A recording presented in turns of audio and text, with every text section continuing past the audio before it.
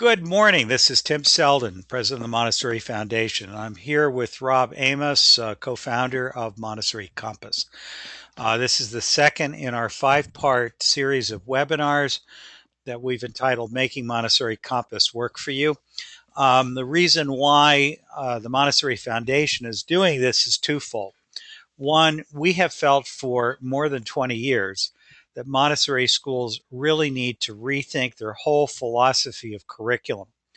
Traditionally, in our minds, curriculum is all about our albums. Albums are not necessarily curriculum. And the way we have kept records has typically been a clipboard with a two-sided sheet of paper. We've used a simple triangular system of I introduced it, the child's working towards it, and the child has mastered it. And the problem is manifold. One is that children will often go from one classroom to the other, and the new classroom will complain that they see no evidence that the things that the teacher said the child knew, that he actually knows it. The second problem is that quite often there's a real difference in understanding about what is mastered. The fact that a child can move pieces of wood, metal, and plastic around on a rug or on a table does not necessarily mean the child really knows that material. You have to go deeper. You have to know how to observe, ask questions, really see how the child is solving the problem, unless it's something where all you need to do is watch, and that is clearly evidence. Walking on the line, toe to heel to toe, really that's all you have to do is watch. Something that involves language, something that involves history, something that involves the knowledge of, let's say, the flags of Europe, or how to solve a problem with the golden beads or the stamp game or any of the other more abstract apparatus. This is something where we have to learn to question. So we've been developing a Montessori scope and sequence for many, many years.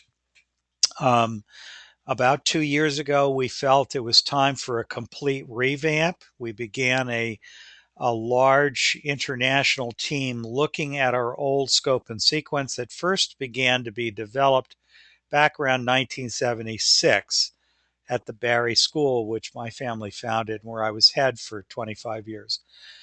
Over the years, we've made the version that we had before available to schools that wanted to use it for free as a PDF, and we licensed it for schools that wanted a searchable database. None of it was really a terribly useful tool. What it needed was something that could be a record-keeping system. Like many of the rest of you, we struggled because our teachers at our lab school continue to use paper and pencil. It's much easier. On the other hand, Montessori Compass is only the latest in a series of software solutions to come along. We followed from the first one, which we think was Red Rock software, about 6 or 7 years ago, to MRX, which was a one that came on the scene and continues to be out there to this day. And one of the things that we kept hearing from teachers around the country and internationally was the difficulty of getting teachers to feel comfortable with the software, to really learn how to use it easily. Our basic position is any software will work. I mean, you can do this with Excel on an iPad if you want. The question is, what is it you're trying to do, and how useful is the information? What we're going to try to cover in today's session are some of the very specific ways that someone would use Montessori Compass as a tool, and from my perspective, why you would do it. So this would be a real give and take today between Rob and myself. Before we get started, let me just tell you a couple of things. If you haven't already been part of our webinars before, you are all currently on mute. On the right side of your screen, you should have a tall rectangular panel that's probably gray and blue. At the top of it, it says go to Webinar Control Panel, and there's a number of sections within it. You're probably familiar with the idea of the arrow that is normally pointing to the right or pointing to the left that signifies that if you click it, it will point downward and it will drop down and reveal something that's hidden at the moment. So those are open and close triangles. You may have a number of those now, and you may not see all of the different sections. The two that I would recommend you pay attention to would be the one that's about midway down the screen that says questions. The other is towards the bottom where it says chat.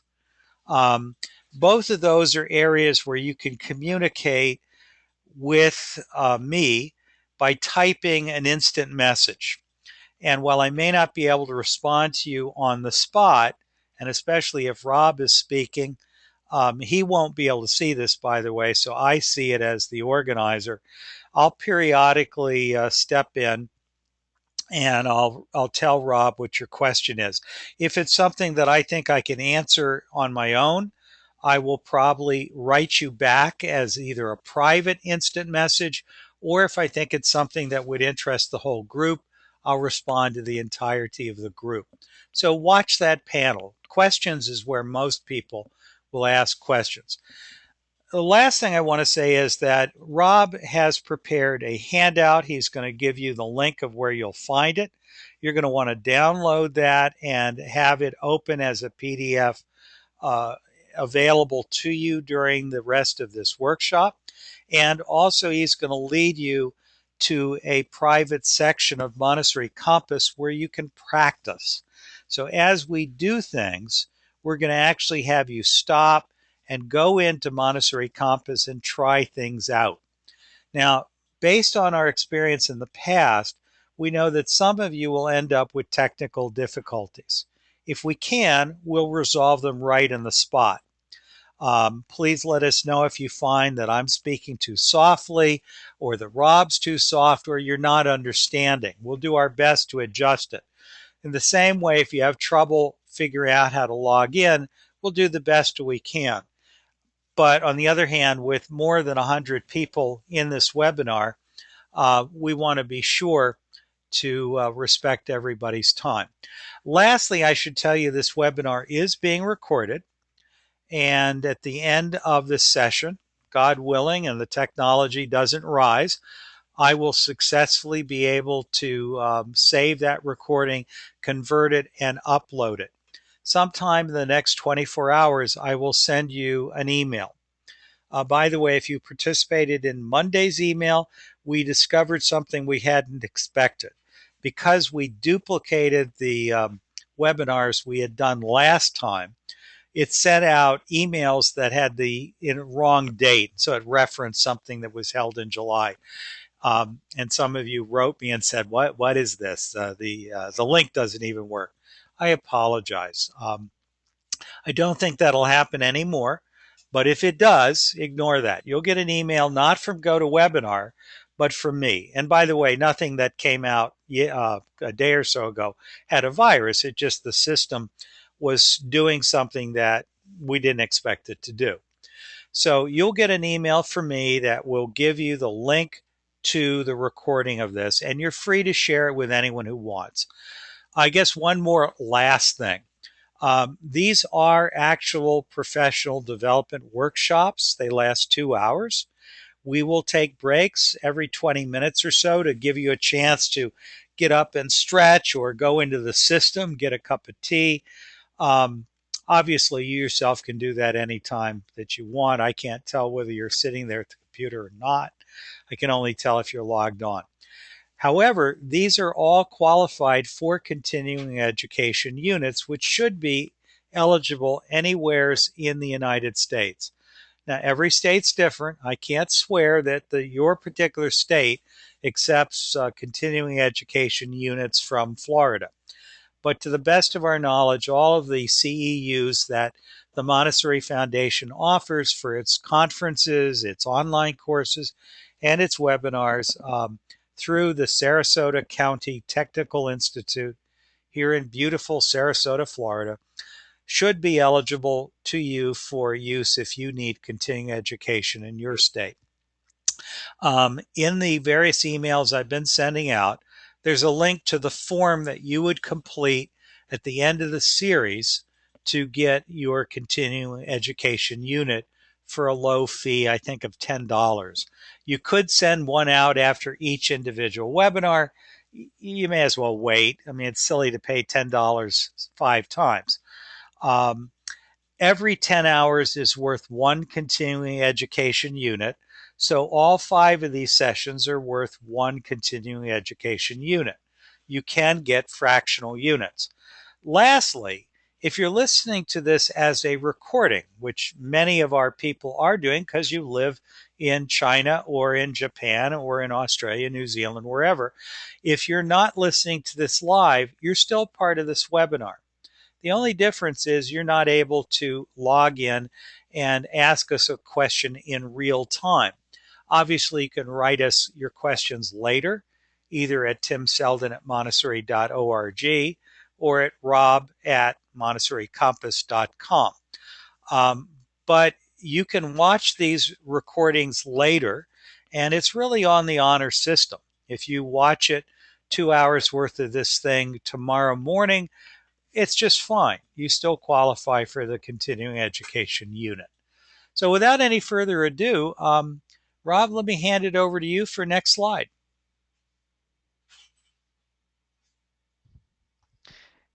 All right. Thanks, Tim. And thanks everyone for joining us. My name is Rob Amos. I'm one of the co-founders of Montessori Compass, along with my wife, Anita. Before we get too far in here, let me go over and show you where you can go ahead and download the handout that is going to accompany this session. You can go on over to montessoricompass.com. So point your browser to montessoricompass.com. There's a contact link in the upper right, and then you'll see a drop-down menu show up, and you'll see a link for the webinar series, which is what we're doing today. Go ahead and click on the webinar series, and this is where you would have signed up to join the webinar series. And we're currently on session 2 right now, session 2 of 5, and there is a link right here where you can click here to download the handout for this session. So if you could go on over and download that, that would be helpful, and you'll get some kind of helpful information to accompany what we're saying here on the screen. So again, montessoricompass.com, click the contact link, click that webinar series. This is where you signed up, and then scroll on down until you see this one for today's date, webinar 2 of 5, and you'll see a click here to download the handout for this session. Make sure it's the one for this session and not the one for the prior session. Okay. We head back on over to the PowerPoint, and we're going to go ahead and here we go. All right, so let me head on back over. Tim, we're going to talk a little bit about the collaboration and spend some time talking about record keeping. I'm going to go through the individual ways of doing record keeping in Montessori Compass. There's 6 different ways to go ahead and record your classroom activities, as well as different ways to go ahead and record your observations as well. And we're going to go ahead and give you a means to log in and try this for yourself. That worked out really well in the last session. So we'll be doing that for each one. Tim, do you want to talk a little bit about the collaboration? Maybe some kind of just some of your thoughts on recording lessons and so forth. Absolutely. The Montessori Foundation, as I mentioned before, has been working on the refinement of curriculum for quite a few years, almost as long as I've been in Montessori. So starting back, I think our first faculty meeting about this was held in 1976. We we basically used to look at the same kind of list that I find as I go out into the field and work with student teachers or work as a consultant with schools. I find people who will say our curriculum is our albums. The problem is albums are not consistent. They're not consistent even from the same training program quite often from one year to the next. What they are is collections of suggested lesson plans. It's what's the name of the material, where does it fit into a sequence, how is it used, and so forth. It's a guide to how one gives an initial presentation. If you dig deep enough, there is content within that from which you could tease out a typical curriculum scope and sequence. The idea of a scope and sequence, which is the term we usually use, is not only the broad themes of curriculum, like we're studying US history, but the actual meat and potatoes, the practical specific details. From our perspective at the Montessori Foundation, our question is, what is it that you have in mind for a child to learn as a result of interacting with a piece of material or an experience or something that you tell him? Narration, the storytelling, the weaving of a picture with words or with words and artifacts and with images, all of those things are intended to do something. Now, some of the things we do are what we would call sowing seeds of wonder.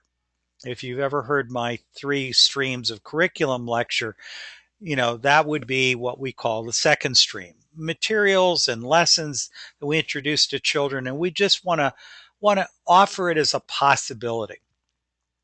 Um, hang, hang on, Rob. I'm saying we're getting people who are saying we can't hear Rob.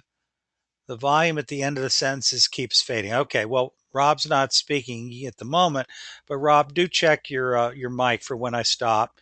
And then I'm getting what is the login and password. Rob, why don't you go ahead and show that on the screen while I continue to talk because we don't have Sure. visuals for what I'm saying. Okay, And absolutely. it would not I have be. a head. Go ahead, I Rob. was gonna I was gonna say I have a headset on. Hopefully everybody can hear me. If my voice is a problem, please let me know.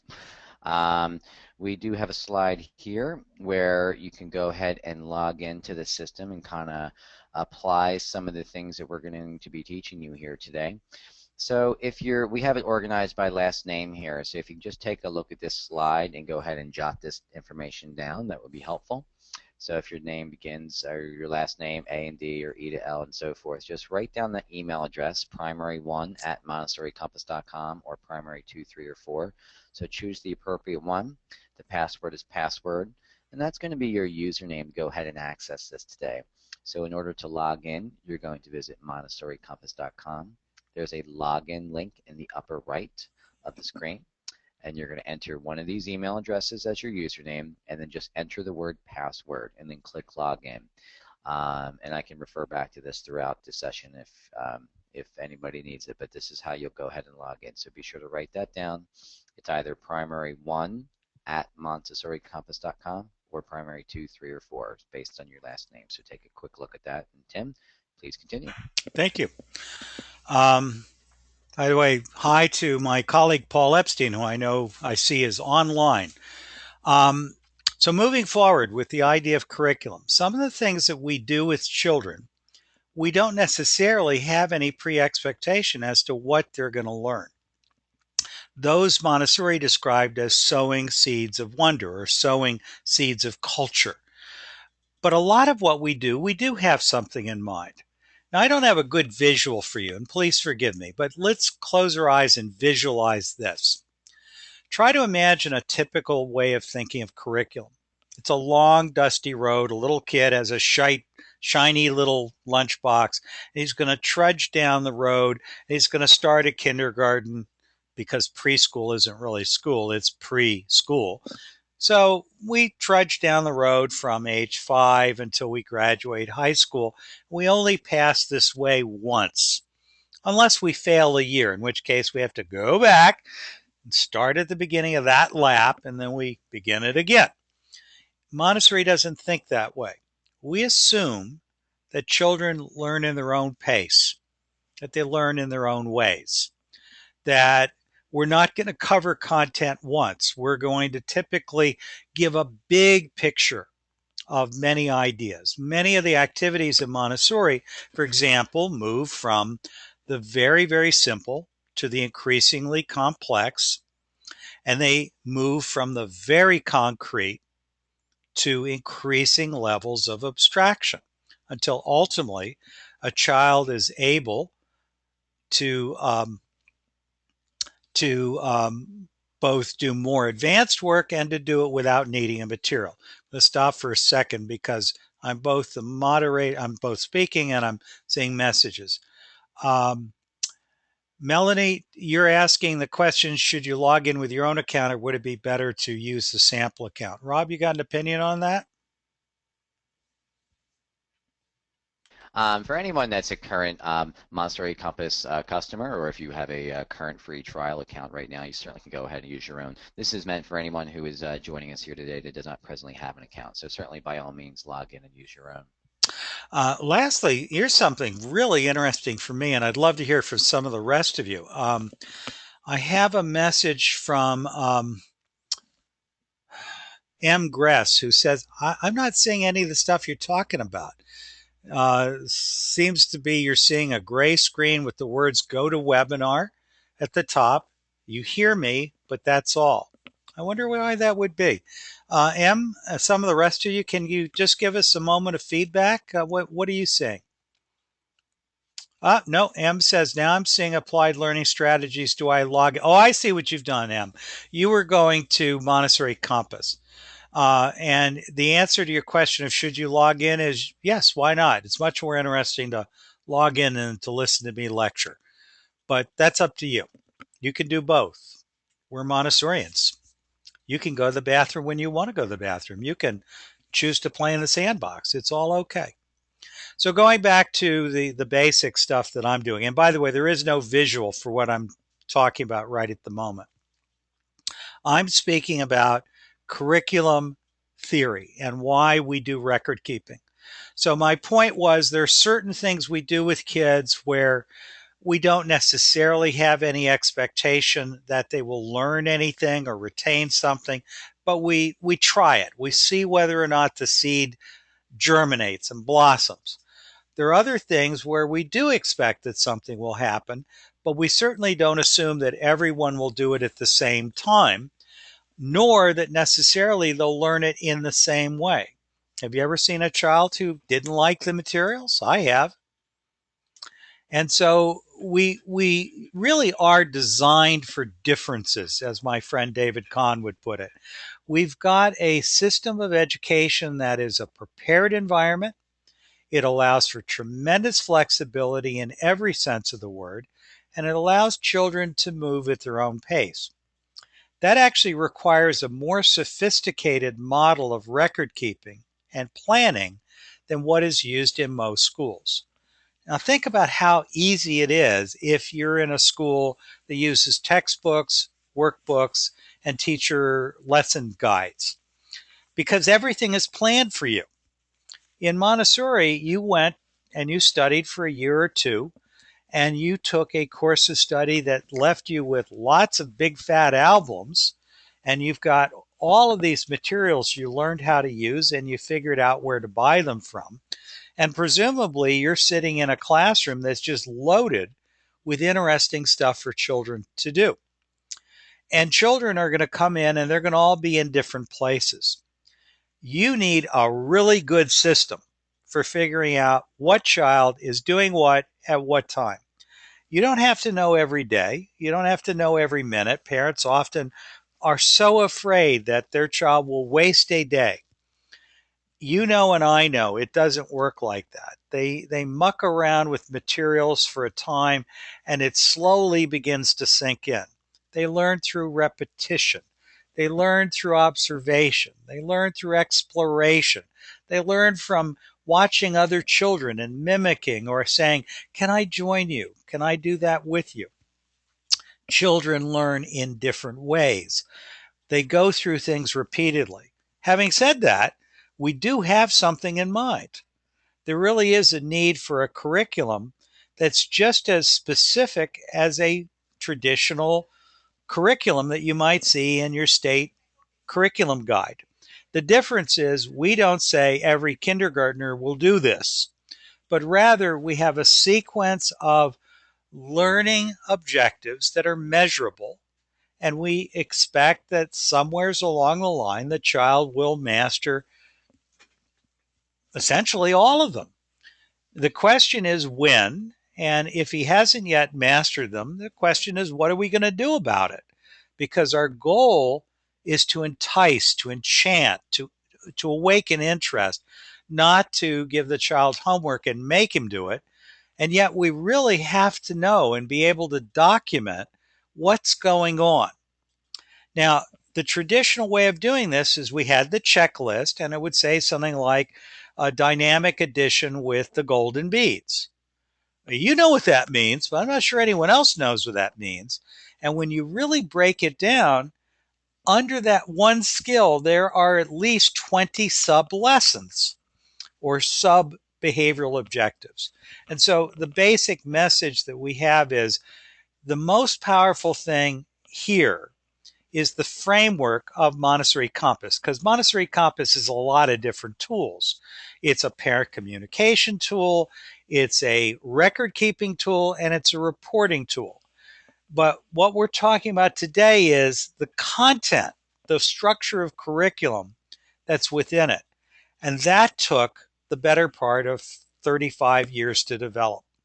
And I don't know of anything else out there that's really like it unless it was developed in parallel to ours as a variation on the theme. There's nothing magical, by the way, of ours. Anyone could do it. It's just that traditionally, that's not the way Montessorians have thought about curriculum. Now, the collaboration between Montessori Compass, which really is three people, it's Rob Amos, who's brilliant. It's his much more brilliant wife, Anita, who's not online, so I'll flatter her. Um, I have never met an educator who had more breadth of knowledge than Anita, other than maybe my friend David Kahn and my friend Paul Epstein, who are amazing in their own right. We're all wonderful people. We're all brilliant, but I really want to give them credit. They brought tremendous value to the collaboration done by the work of the foundation because they took it and they started looking for all of the missing stitches, and they found a lot.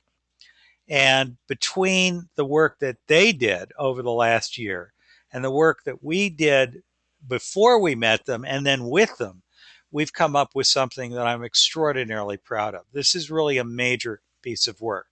So we have been in collaboration. Uh, we've agreed to allow them to include our curriculum in Montessori Compass as a basic tool. And for those of you who use it, I hope you'll find it to be incredibly valuable as we do.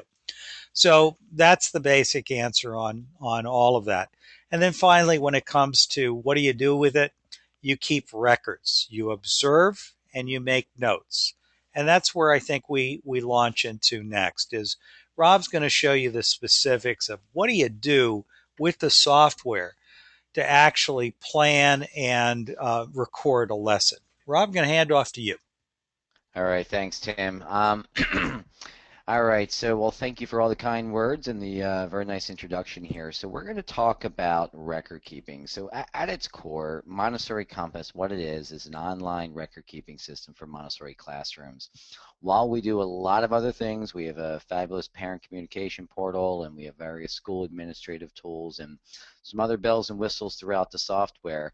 Really what we feel like we do best and what our most important thing that we do is really really comes down to what happens in the classroom and helping teachers to give them a user-friendly means of documenting this. So we're going to talk about these 6 different ways to go ahead and record your lessons in the software. And everyone should have the ability to log into either their own account or those demo logins that I gave you. And you should be able to go ahead and kind of play along from home here. So let's go ahead and move forward. I'm going to get out of PowerPoint because I would much prefer to just work within the system here. Let me go back to my browser. And here we go. All right, so if everybody can see my screen and kind of watch what I'm doing first, and then on your demo account there, just kind of play along from home and follow my lead here. So there's 6 different ways of recording lessons within the software. I'm going to go a little bit out of order because this is my favorite way of doing it, and that's the daily dashboard. The daily dashboard is really the central hub of the site. This is where all the action takes place. Works beautifully on an iPad or an Android tablet or a Mac PC, anything you're using works great. You do not need a mobile app. It just works, whether using Chrome on an Android or Safari on an iPad. So we're going to go ahead into record keeping. So the first way to record record keeping, and I think the easiest way, is using the record keeping tab in here. You have the ability to record both planned lessons, which are the ones you know that you're doing today. You plan them in advance, or you could go ahead and record your unplanned lesson. Those are your students' independent work time and any sort of spontaneous activities that take place that you wish to document.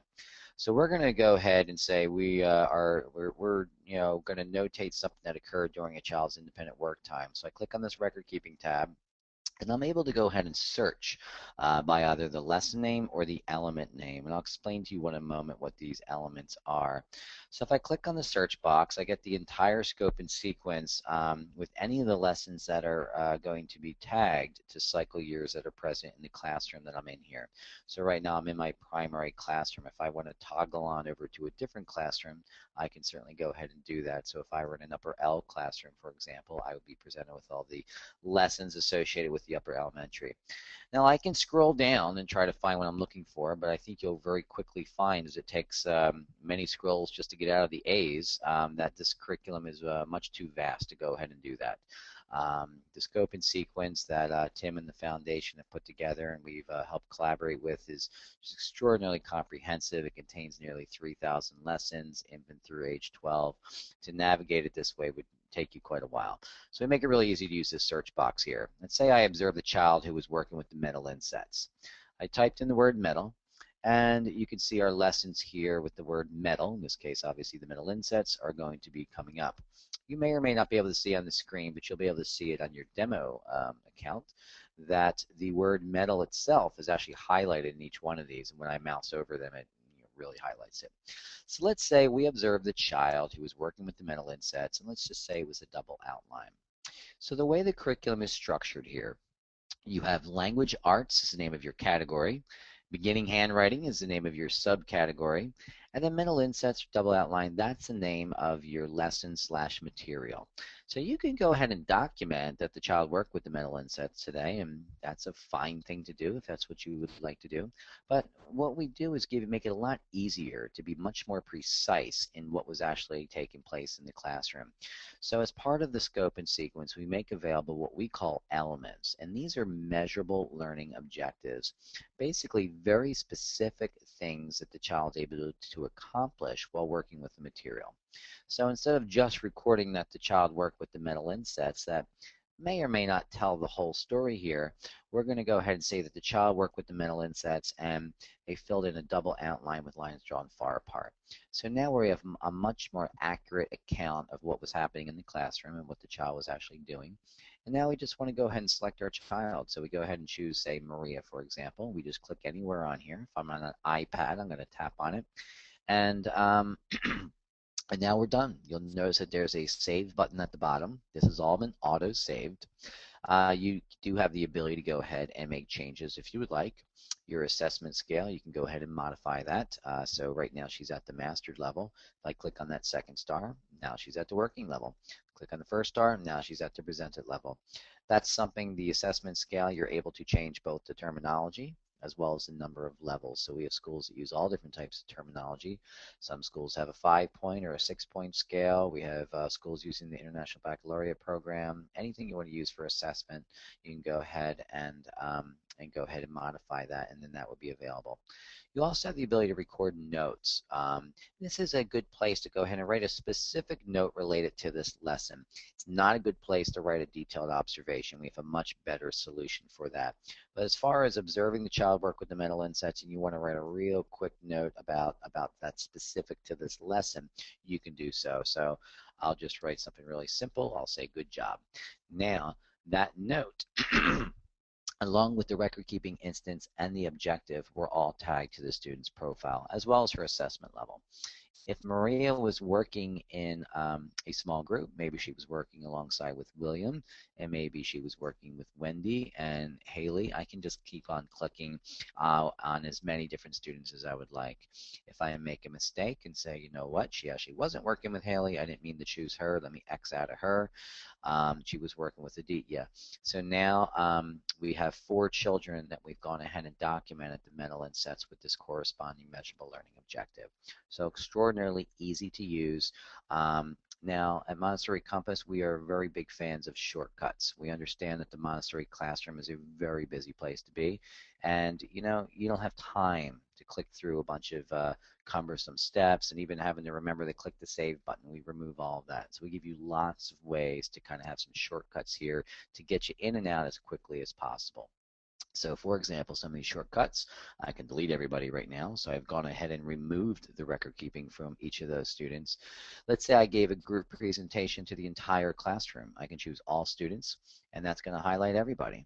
So right there, just give it a moment. It'll highlight everyone on my list.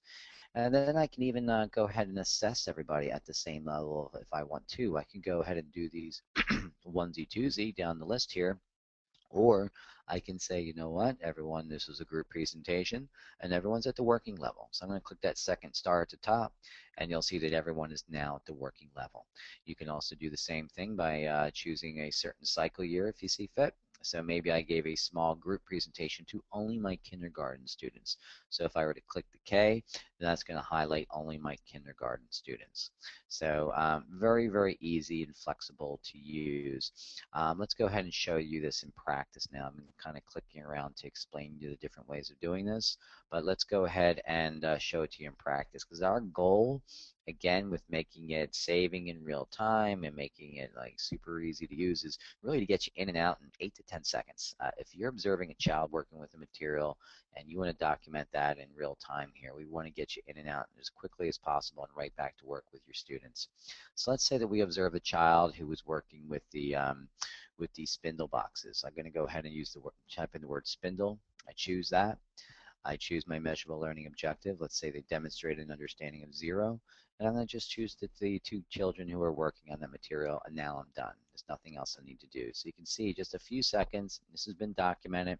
My hard drive crashes, or the dog eats my iPad. Anything happens, I'm not going to lose any of my data.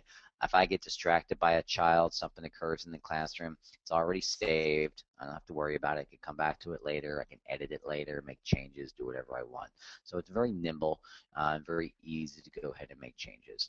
All right, so let's take a break and let's go ahead and try this at home. So if you can go ahead and log into Montessori Compass, you should probably already be in there already. If you need to see the demo passwords again, I could go ahead and show those on the screen, but I'd like you just to go ahead and try this. Couple of things: if you have just recently started a demo account on your own, you're working outside of the ones we've provided, you would need to have classrooms created and students created and things like that. So if you're working with maybe a brand new account, you might want to go back and use that demo account just because we already have those things created for you. So you want to go ahead and click on the daily dashboard at the top. And once you are there, you'll want to go ahead and click on the record keeping tab. That is the third tab. And again, you'll want to go ahead and use the search box. And just pick a lesson. Any lesson, doesn't really matter.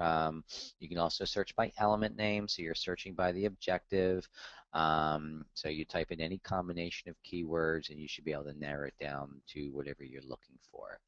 So go ahead and try that. We'll give you a moment. If you have any questions, go ahead and send Tim a chat message and try to walk you through this, but it's a pretty easy way of doing it. Tim, is there anything you want to add while they're trying this at home? Nothing off the top of my head. I'm just double checking. Someone has asked, Lindsay Brook has asked whether they'll be able to access the program later, and I wrote back to everybody that we're recording it, and we'll be sending everyone the link to it so you'll be able to see it. One question that might be correlated with that, Rob, is will they be able to go into this demo account? Will that be remaining open? Sure, they're able to go ahead and play around with that if they would like. But I really would recommend you starting your own account.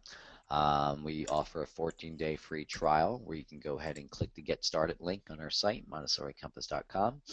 and that'll walk you through the setup process, and then you can go ahead and create your own classrooms and put your own students in there and really give it a good test drive to see how it works for your school.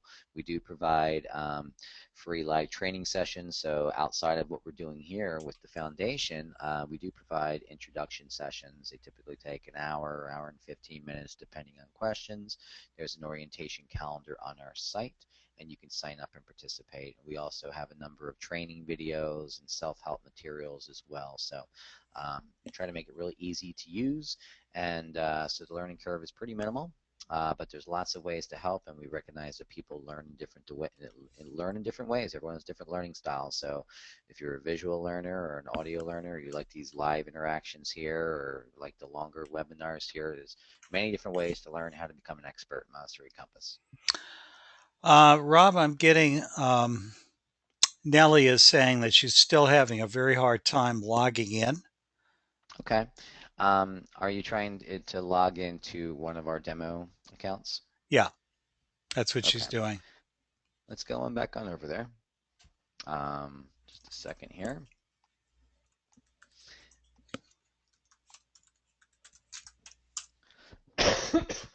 All right, so you'll want to go ahead and go to montessoricompass.com and click login in the upper right.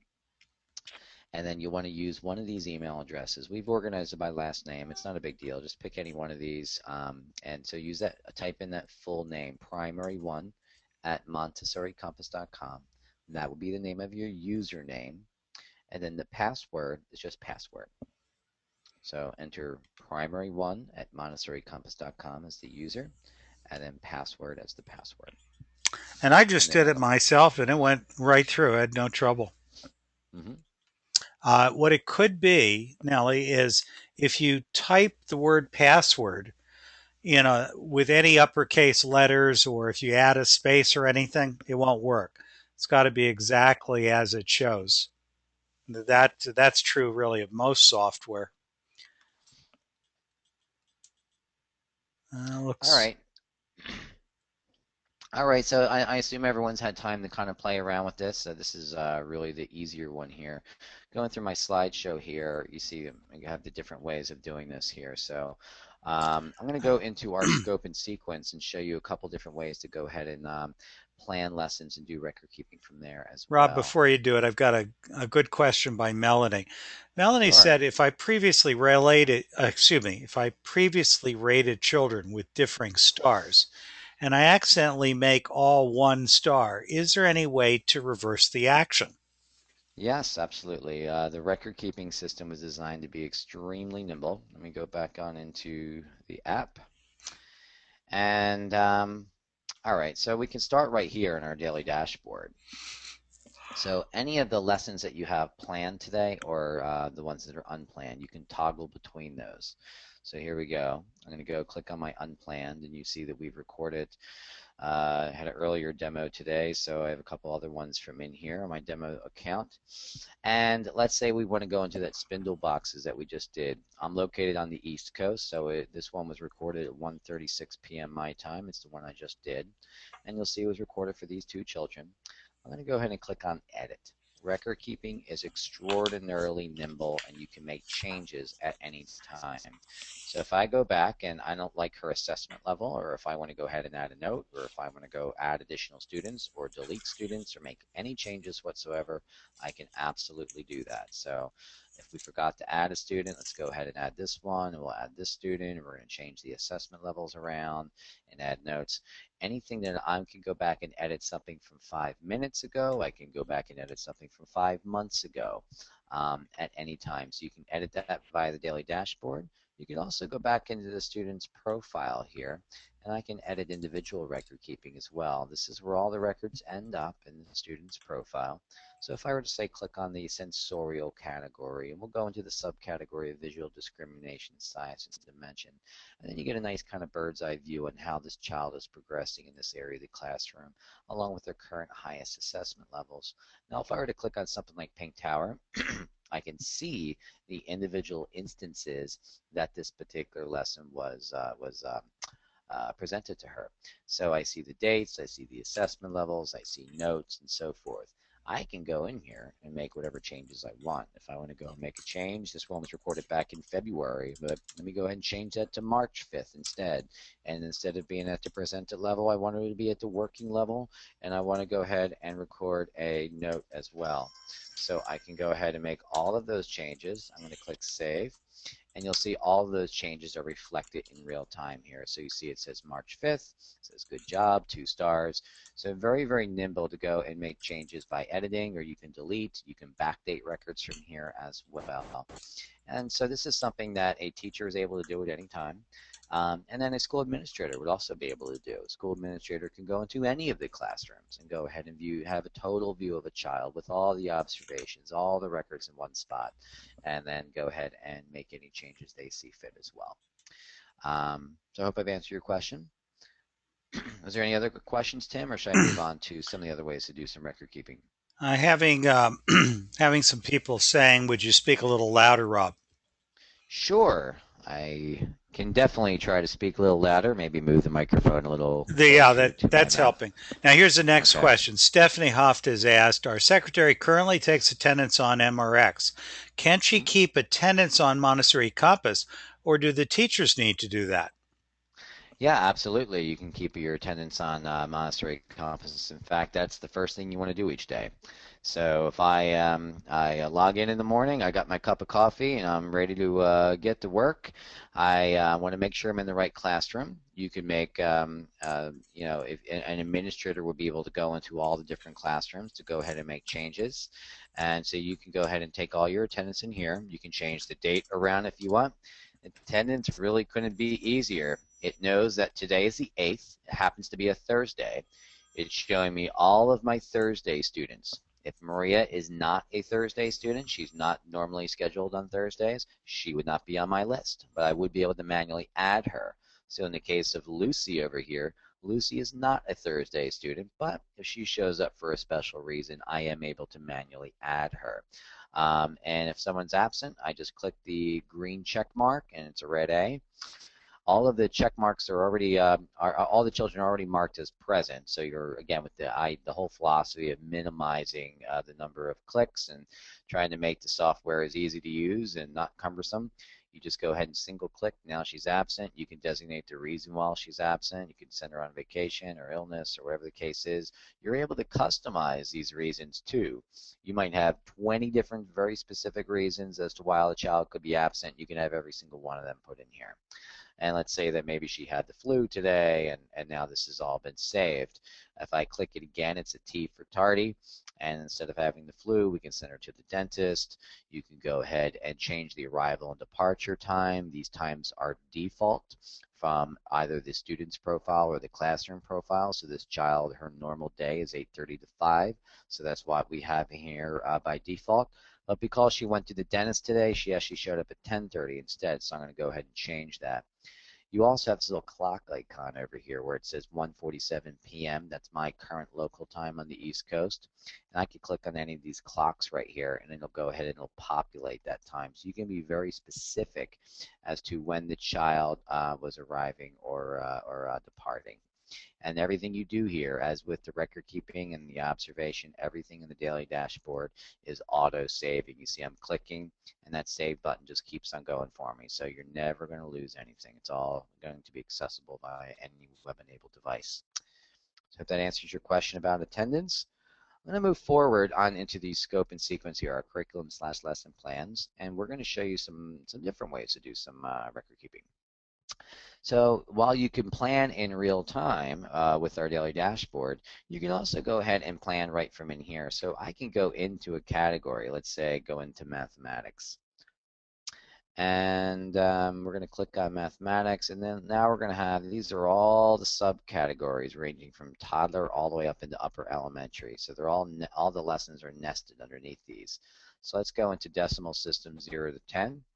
And here you see the names of the lesson or materials. So if I want to go ahead and record, say, the red and blue number rods, I can absolutely go ahead and do that.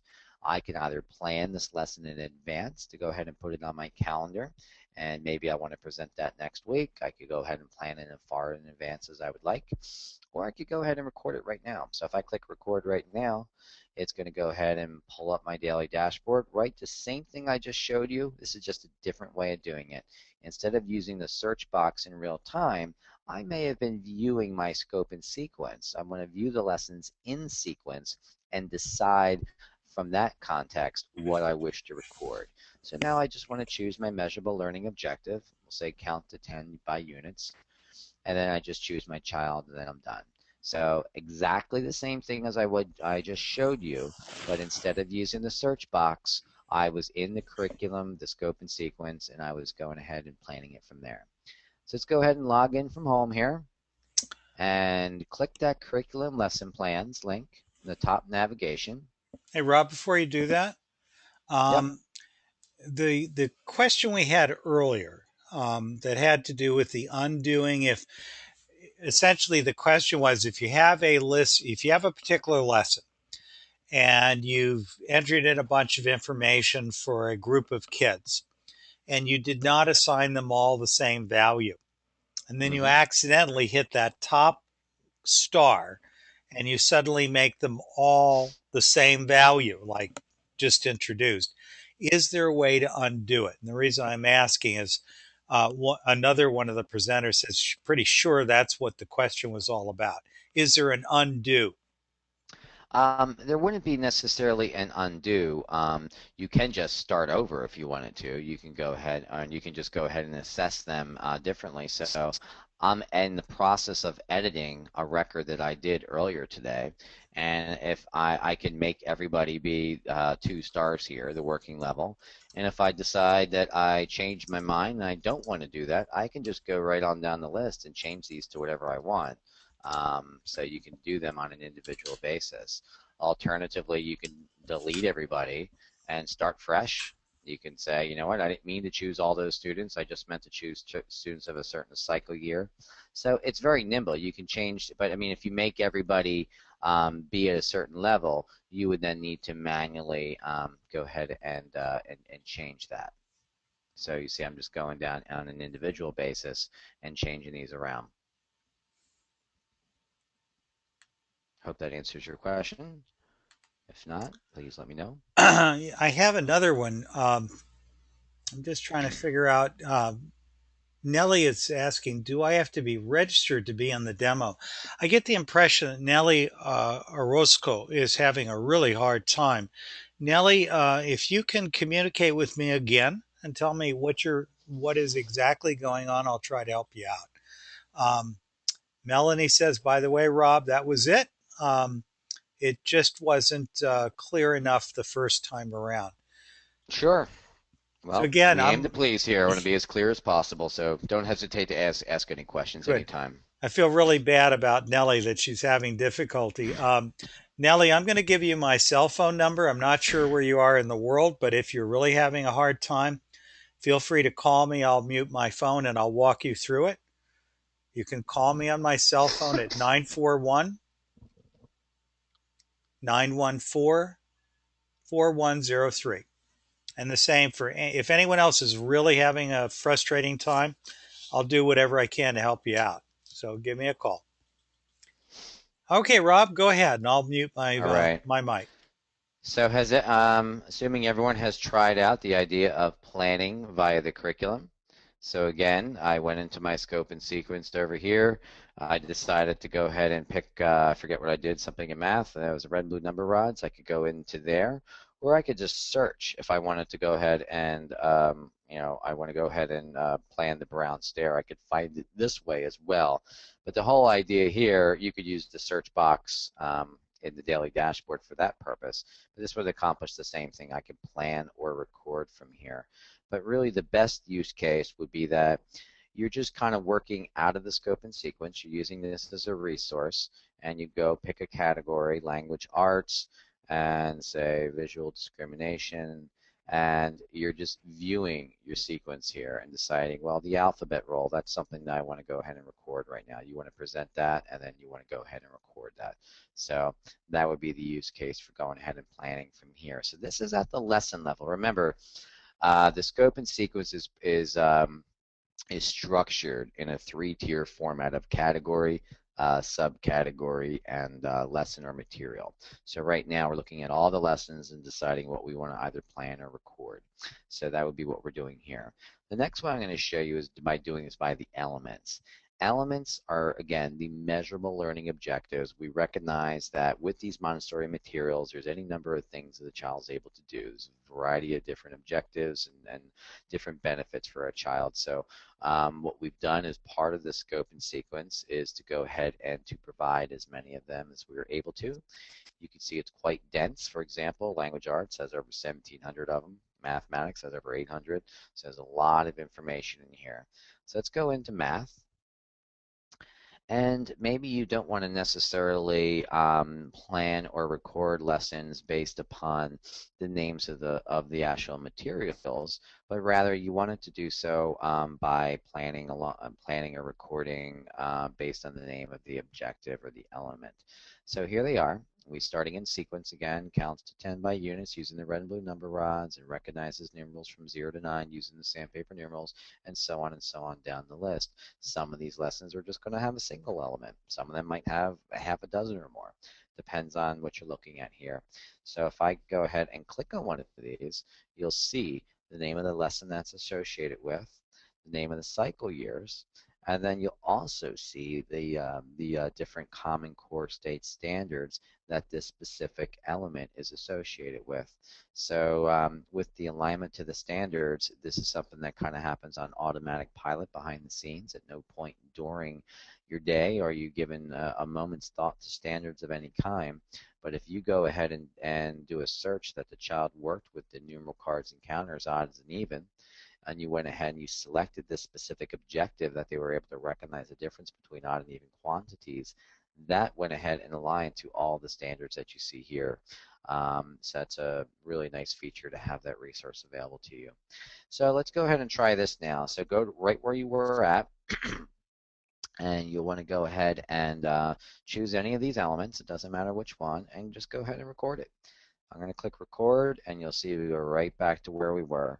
And the only difference between planning this at the element level versus planning it at the lesson level, now the elements are automatically selected. So not only do I have my lesson or material, the numeral cards and counters, I already have my element over here as well that's already selected. And I would be able to change this if I decided to. But whoops, I didn't mean to click that. But and then you just go ahead and document your record keeping just as you were with any of the other times we've used this feature in the daily dashboard. So go ahead back in the curriculum, click on the Elements tab, and then go ahead and find an element that looks interesting to you, and then go ahead and try to click the record, and then that'll go ahead and take you right over to the daily dashboard, so you can go ahead and do some record keeping. And while folks are doing that, Tim, is there any questions or anything I can answer?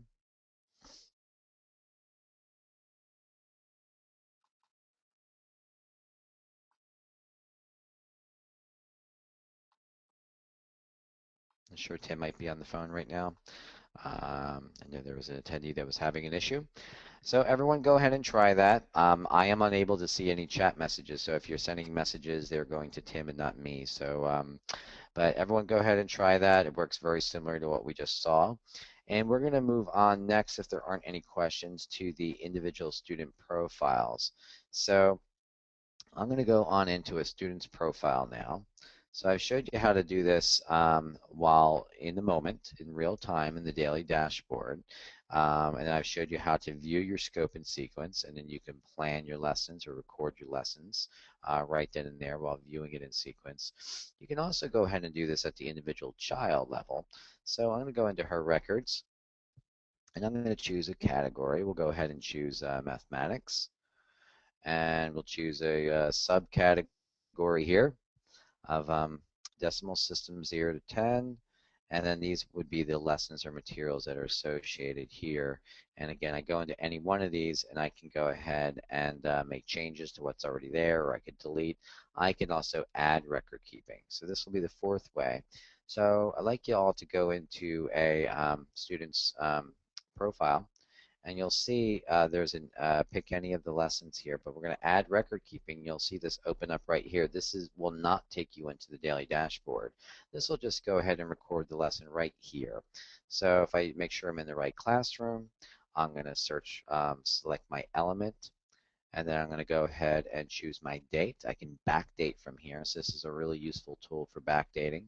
And then I can go ahead and make my assessment and add a note if I would like, and click save, and then this is all recorded as well. So now I've only recorded it for that individual child, but you can go ahead and view how the child's progressing through the sequence here. All these lessons and materials are nested underneath the subcategories, so I can expand them and continue to view the sequence. I can also expand all. You'll see this will just expand everything here, and you see all the different all the different instances a specific lesson was recorded for a child, and you can always go back and backdate it anytime. So if you want to go into students, click on a student profile. I'll go back with you, students. Click on a student's profile. Click on the third tab, which is the records tab. And there's multiple ways to view a child's progress here. We're going to view the category level, and then we're going to choose one of these categories here. Any of them, doesn't really matter. Choose one of the subcategories, and then choose a lesson, and then click the add record keeping link. Go ahead and try that at home and see how that works. Tim, not sure if you're back yet.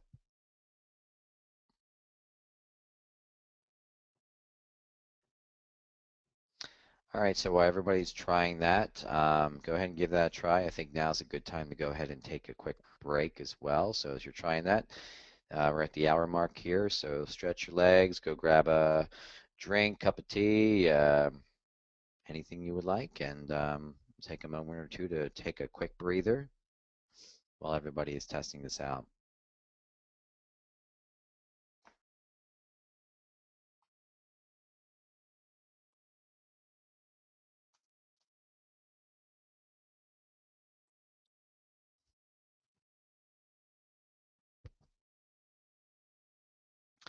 If anybody has any questions, I'm still on the line here while we're taking our little break.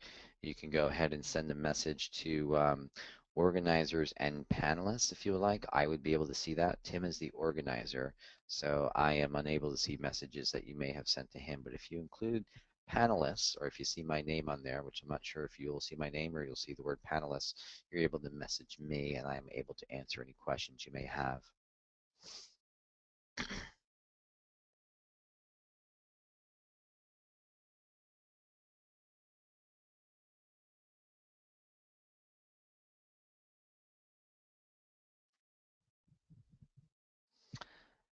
All right, so we're still taking a little break here, and we'll get started again in a minute. I hope everyone's had a chance to try out the different ways of doing record keeping that we were talking about here. We do have two other ways to go ahead and do some record keeping, which I'm going to show you. Tim? Hi. Hi. All right, so I went ahead and we're taking a little break now. We're getting a drink of water and a cup of tea and stretching our legs and doing some jumping jacks and making sure everyone is staying nice and alert. And I we've gone ahead and tested another way of doing some record keeping. I can see that Nellie just asked me to say the phone number again, and I just sent it to you as an instant message, Nellie, so that I don't nag everyone. Um, Someone else is saying that they can't see the demonstration on my screen, the one that you use with PowerPoint, and I'm not sure that's Mary Sue Hyung, and I think what's going on, Mei Su, because of the way you're describing it, is you could be either on the browser and you may not be looking at GoToMeeting, because when you're on GoToMeeting, you can see Rob's screen. Um, but when you're entering the website that Rob's talking about, you have to be logged on to a browser.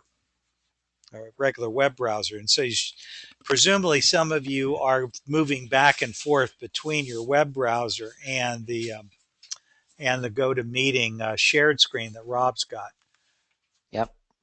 Yeah, Bodil I have says, the I'm I sorry, was going to Rob. say I have the PowerPoint open right now. There's not a whole lot to look at here. This is just a more of a general guide from me, but I'm showing you each of these items in the application directly so you have a visual, and then you obviously have the ability to go and try it out yourself on your own demo account.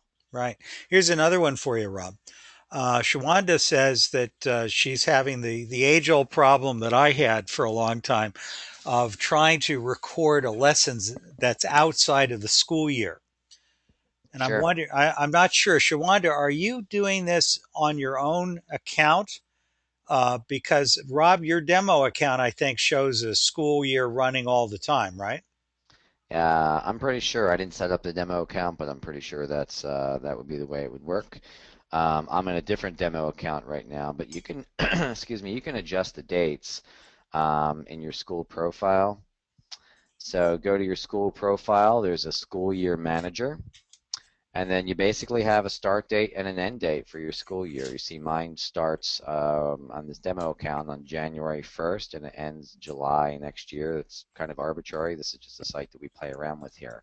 But you can go and change this to whatever you want. If I want to go ahead and backdate the school year into August 1st of 2012 and have it ending, whenever, I can go ahead and do that. And I click update and those dates are now reflected. So for demo purposes, if you're working outside of your current school year, you can go ahead and backdate the school year and just kind of play around with it, and then close that school year out and create a new one when you start using it for real with your real school year dates. But all of the reports that you do, that you run, your progress reports, attendance reports, and things like that, they all have a date range associated with them. So the actual school year itself is not entirely something that has a whole lot of value because you can just narrow down your list based upon the date. So if I want to run a progress report for the fall semester, I would pick the first day of the school year and the last day of the semester and run the progress report. And the actual school year date in terms of what you see here in the school profile is not as important. I have another question for Maria. Maria asks if a child arrives for the early program and then goes to the classroom for the day and then goes to after school, how do you record the child's arrival and departure times? That's a good question. Um, so let's go to our daily dashboard. And let's actually first, let's go back to Maria here. All right, let me show you first how to go ahead and set up put a child in more than one classroom. So Maria, she's a busy girl. She's very active. Here's all of our classrooms that we have here. Her everyday classroom is going to be your primary room, and that's where she is on a daily basis. But unlike other systems, we give you the ability to create as many classrooms as you would like. Our billing structure is based upon the number of students at your school, not the number of classrooms. Classroom is a feature, and classroom is something where you can go ahead and group students together in different ways. So maybe you want to create a classroom for obviously you have your physical classrooms, you have your lower L, your upper L, you have primary and so forth, but you might also have things like an aftercare program or before care program, maybe specialty programs, maybe you have an art or music program or a language program and so forth.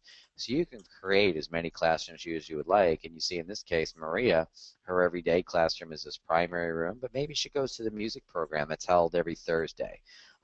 So she's in that one. She also comes in an hour early. She's in the before care program, and she stays an extra hour in the aftercare program, and she does the art program too. So all those are considered different classrooms, and they all have their own unique attendance, and they all work the same way. Now, here's our daily dashboard. We're working out of our primary room here. So let's say we want to document Maria working in the art program. All right, so art program is listed here. She's the only student in this particular classroom at the moment, and she's either present, absent, or tardy. So it would work the exact same way. You would just need to toggle between them. Now, with the arrival and departure time, you have the ability to go ahead and have a unique arrival and departure time for each classroom so that everybody has their own, or excuse me, each classroom has its own default arrival and departure time, or you can have it done at the student's level. So for example, let me go into this music program. Um, Now, this could maybe be something that you do once a week. Now, the music program is a specialty program that you offer. It's once a week, and it's only from 3 to 4. And I want to go ahead and set my default attendance time based on the classroom. So I can either choose to set it from the student's profile, where every student has their own unique arrival and departure by default, or I can set it at the classroom profile. By doing that, what's happening now is that on my arrival departure for the music program, everyone's going to say 3 to 4:30. Okay, so that's a shortcut to just make the attendance documentation a little bit easier. So either having it the same for everyone at the classroom level or all unique from the student's profile. Okay, I hope that answers your question. And again, create as many classrooms as you would like, anything. And students can be in as many classrooms as you need them to be. Um, Maria's also asking if you can share your PowerPoint. I'm not sure whether she's asking if you would put it on the screen again or whether you're asking if he would share that out as a file. I don't think this Um, particular one is one that you're using as much. You've got a lot of slides you're not even going to be using because we're doing so much yeah. live. Yeah, there's not a whole lot of value to this, but all of this information is in our knowledge base as well. We're just coming over the key different ways, and I think your handout that you have there has this information as well. Shawanda, by the way, mentioned that she was working on her school account. Shawanda, I have done that so many times myself.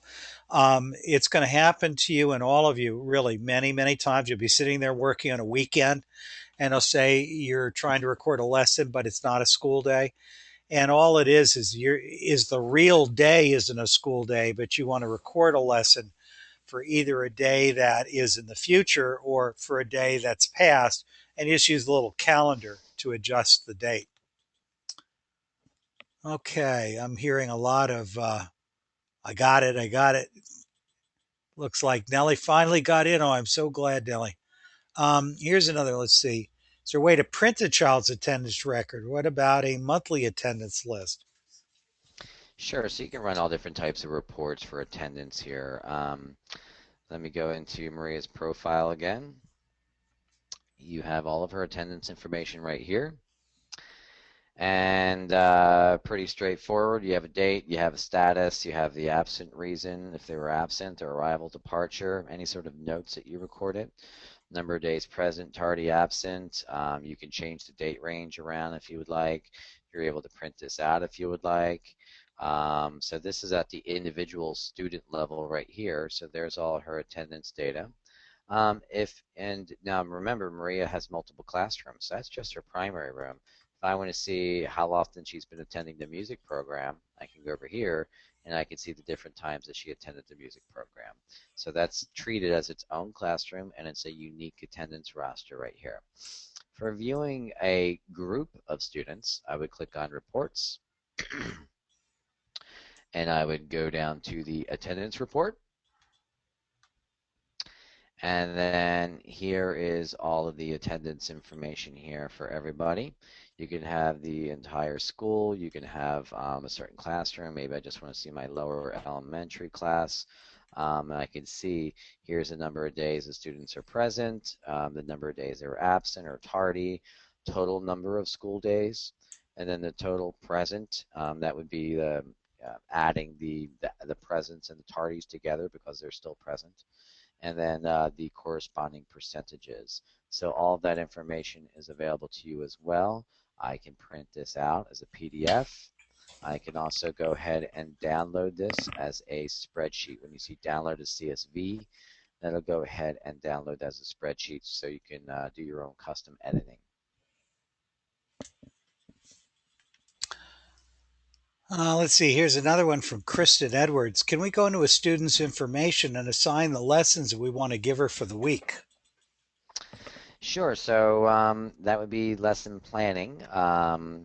So I can go into my curriculum lesson plans. And there's a number of different ways to do planning, just as there's a number of different ways to do recording. So I can go and I can, go into my sequence here and see what I want to plan. So if I'm interested in doing something in sensorial, I could go into here and look around and see what I want to do. If I decide that, the knobless cylinders combining sets, that's something I want to go ahead and plan for the future. I can go here and click Plan this lesson. I want to make sure I'm in the right classroom. As an administrator, I'm in all the classrooms, so you just want to be careful to make sure you're in the right one.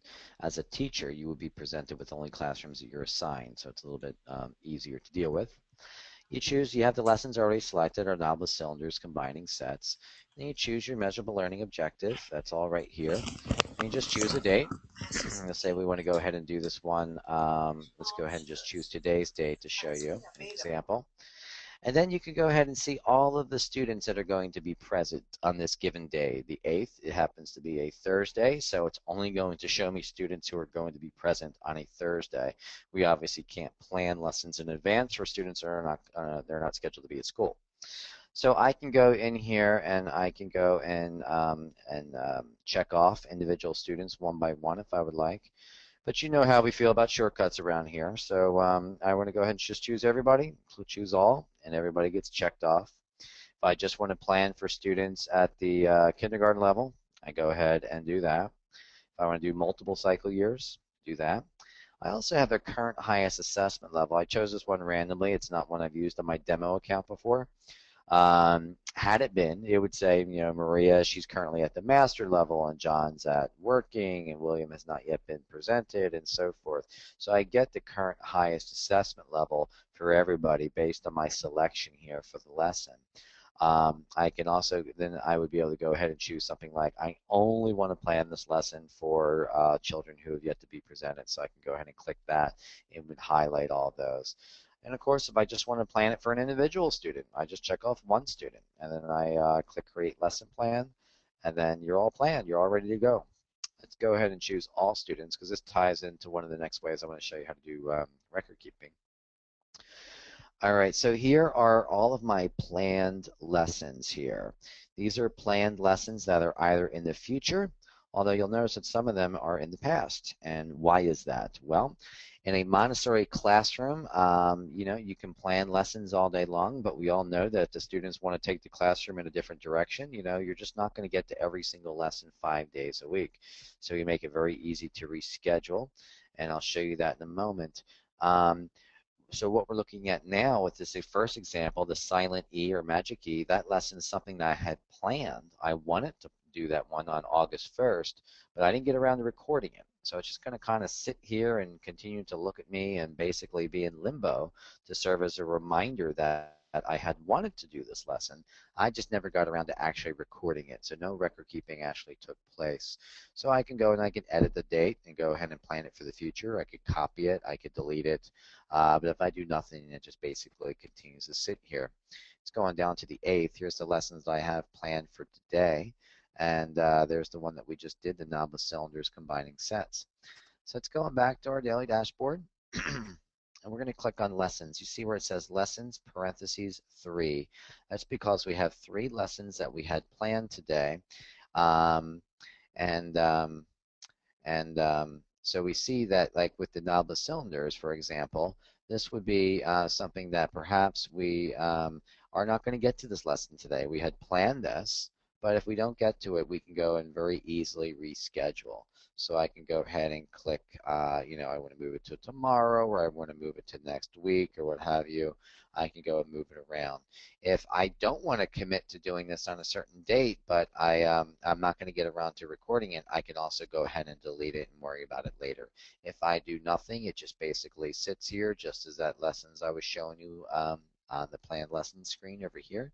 And they'll just continue to serve as a reminder that these are things that you wanted to do, that you have yet to actually document for an individual child yet.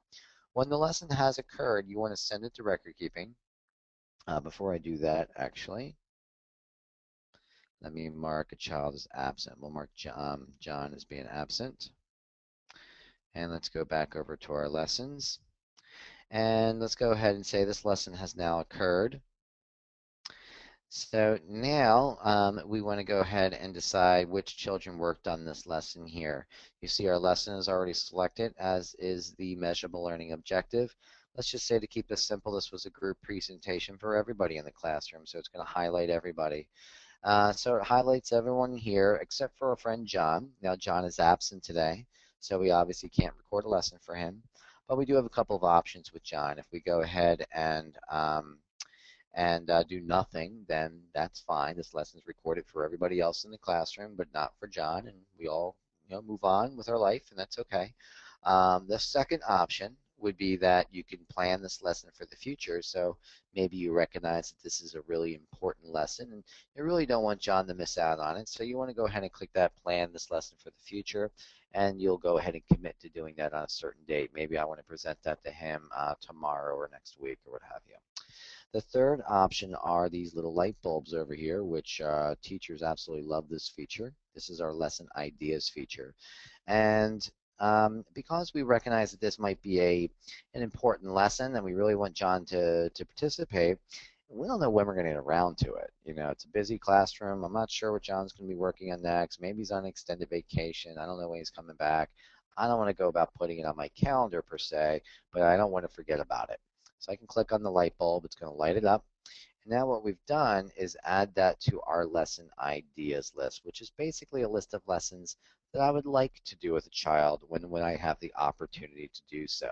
So it's a really flexible feature. You're not committing to a specific date. You're not actually doing the record keeping, but you don't want to forget about it. And I'll show you where that goes. Um, in the classroom observations, I may be observing that that William, for example, is in between lessons at the moment, and I have a few moments to work with him. So, but I'm not sure what I should be doing with him next. Let me go ahead and just click on my ideas, and I can see a couple of lessons here. He has 4 of them of lessons that I've added to the list that I would like to do with William. So I see, oh, the Barrack tablets. I know I've been meaning to present that material to William.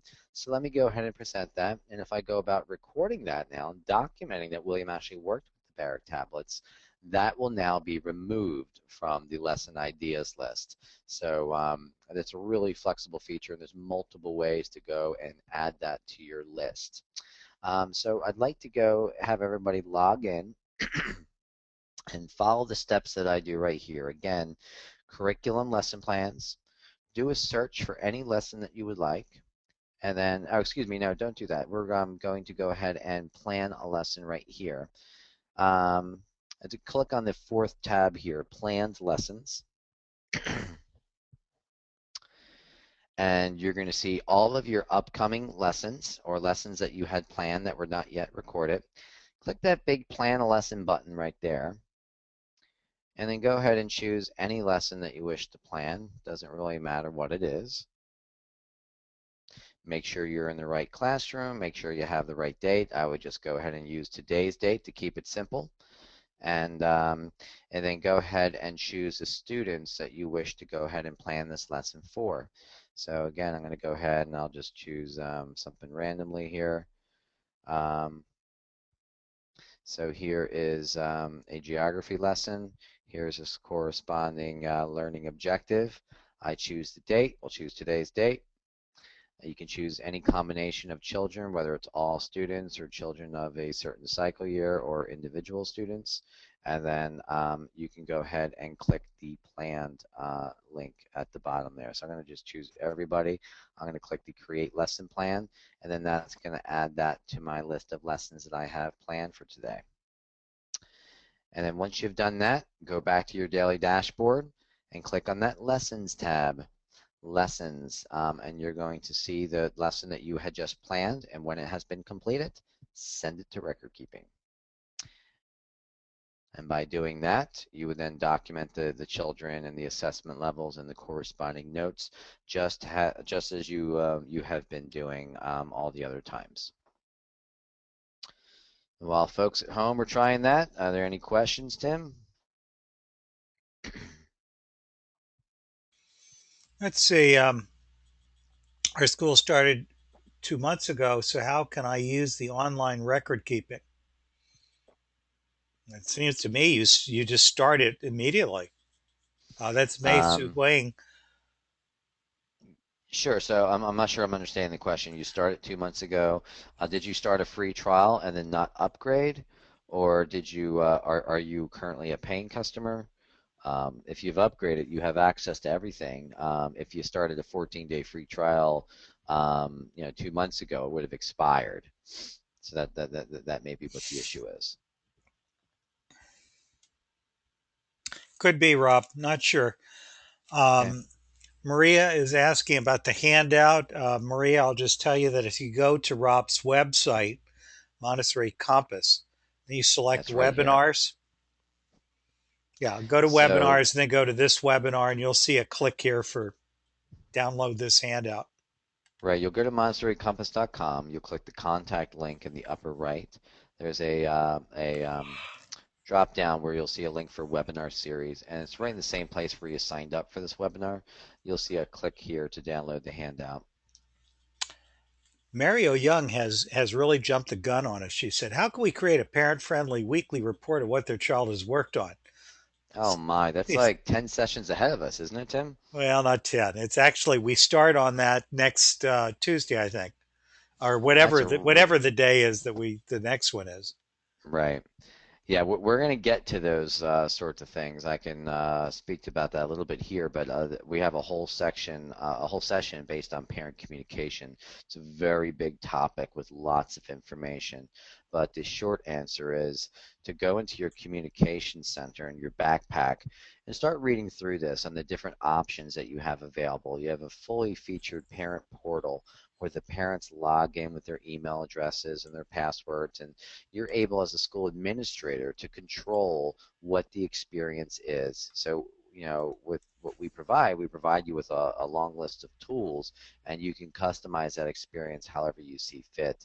So you can decide to set up email notifications, you can determine who can send out messaging and what appears on the calendar, and you can send out what I think you're probably referring to, or what we call activity reports.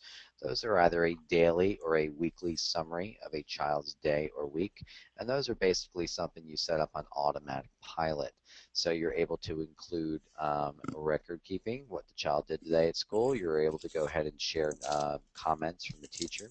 You're able to go ahead and share trackers, which are customizable things you can keep track of. And so it's a really nice feature that parents really like, and you can something that you opt into with all the communication is optional. But again, that's either daily, weekly, or not at all, whatever works best for you. Here's another one. Nancy Hoffer has asked, "How can two teachers in the same class sign up 12 students each, yet get to record and make observations about all 24 students in the class?" And I know the answer to that. The answer Sure. is you The don't do them as two classes. You create them as one class with two teachers. I think you've participated in a few of these before, Tim. A few. I'm getting there Um, slowly. You really are.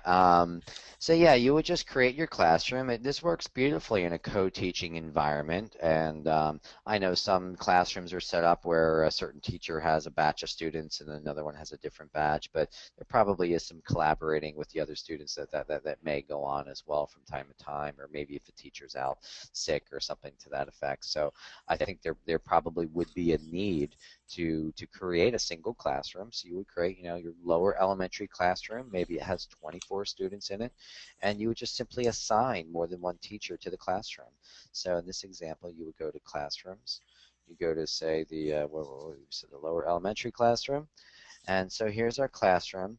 Right now I have assigned myself in here, but let's say that Marlene is a teacher in here, and as is Jasmine. So both Marlene and Jasmine are now co-teachers in this particular classroom, and they have full ability to do anything they want with these students as far as the record keeping and the observations. And everything that you do in terms of record keeping and observations, it's all tagged to the individual student's profile. It's not tagged to the teacher. So everything that you record goes into the student's profile, and then it's there. And an administrator can have a total view of a child. The teachers can have a total view, and everything is right there. We're going to be talking about next. I can actually just segue over there now. Would be one of the things we're talk about is the classroom observations. me mark John as present because he has a couple of notes I wanted to share. Let's go back over the classroom observations. All right. So in a co-teaching environment, you would be able to see each other's notes even. So I have an example here of teacher one recorded that John did a wonderful job mentoring Avery today. And then teacher two went ahead and recorded that John and William collaborated on an art project. So you're both seeing each other's notes. So what this classroom observations is, this is basically like having a notebook for each child. And every day you have a fresh sheet of paper in your notebook. And you see that every child has one, and that all the notes you record here are completely private. They're only viewable by the staff. Parents don't see anything in here. So I can write a one-liner, I could write 10 paragraphs, although it's a little text box. You can, type all day if you wanted to.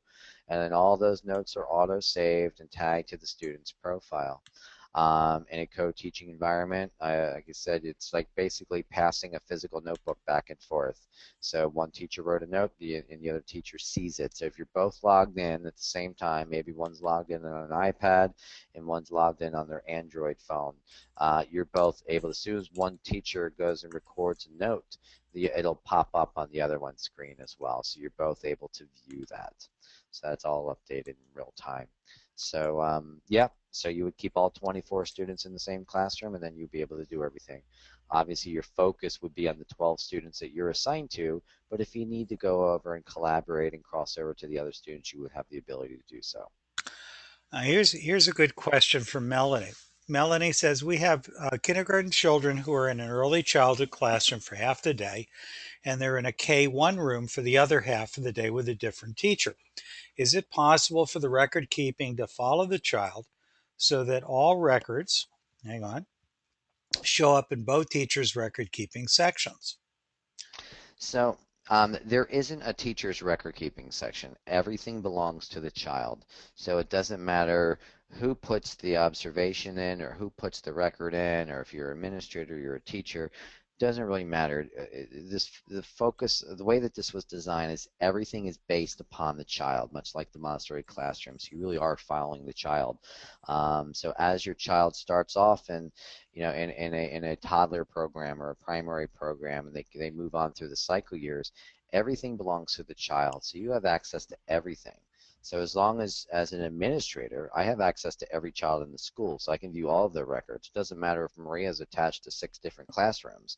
I see everything related to her. And as a teacher, I would see anything that's relevant to my own classroom. So if I'm attached to more than one classroom, I would be able to see all that information as well. But all the information is attached to the student, not the teacher. All right, the questions are coming in fast and furious, and they're wonderful.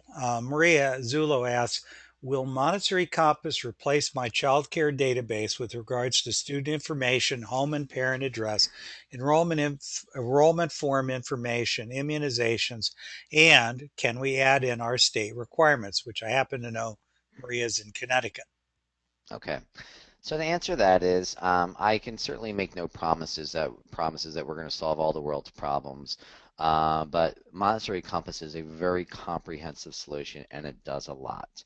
And it continues to get better as people give us feedback and say, wouldn't it be nice if you guys did this and did that? And we say, you know what?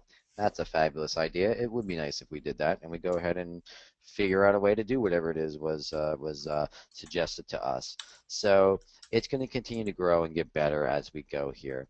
What it is at its core is a very good, powerful, easy to use Montessori record keeping system with an outstanding scope and sequence that comes along with it, an alignment to the standards, the Common Core, and then built around the record keeping component, which is that's where the bulk of our focus has been, because we could have all the bells and whistles in the world, and this thing could go and it could, do your laundry and wash your car for you and do everything else that you would ever want it to do. But if it isn't easy to use, if your teachers don't like it, and you're not getting good data from the classroom into the system, it's really not worth your investment.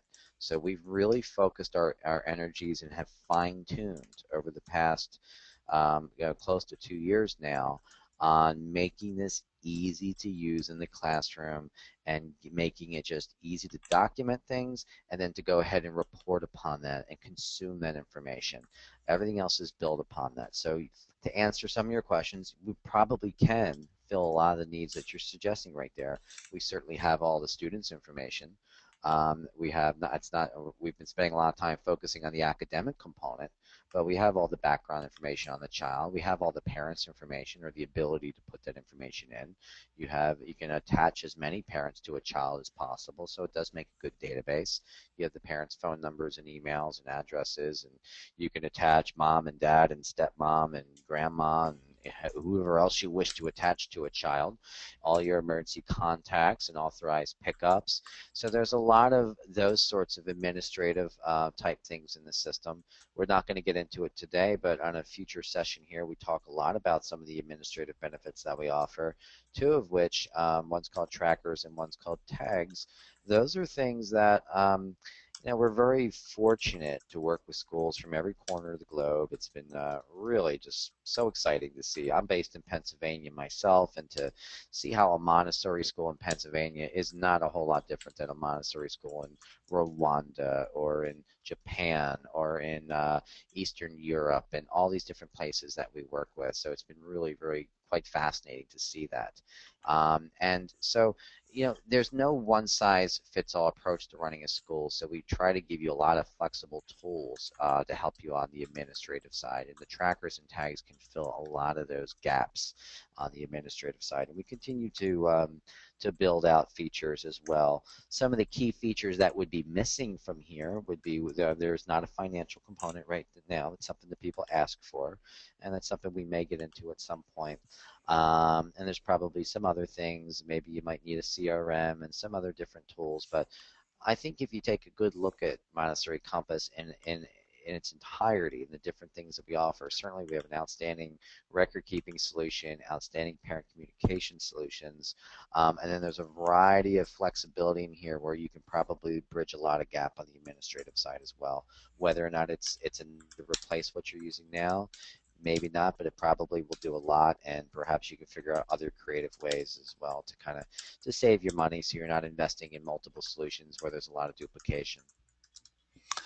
I have another question from Mario Young who asked, can co-teachers record at the same time? I know you covered that, but I think it's important to underscore that one, the answer is yes, Mary.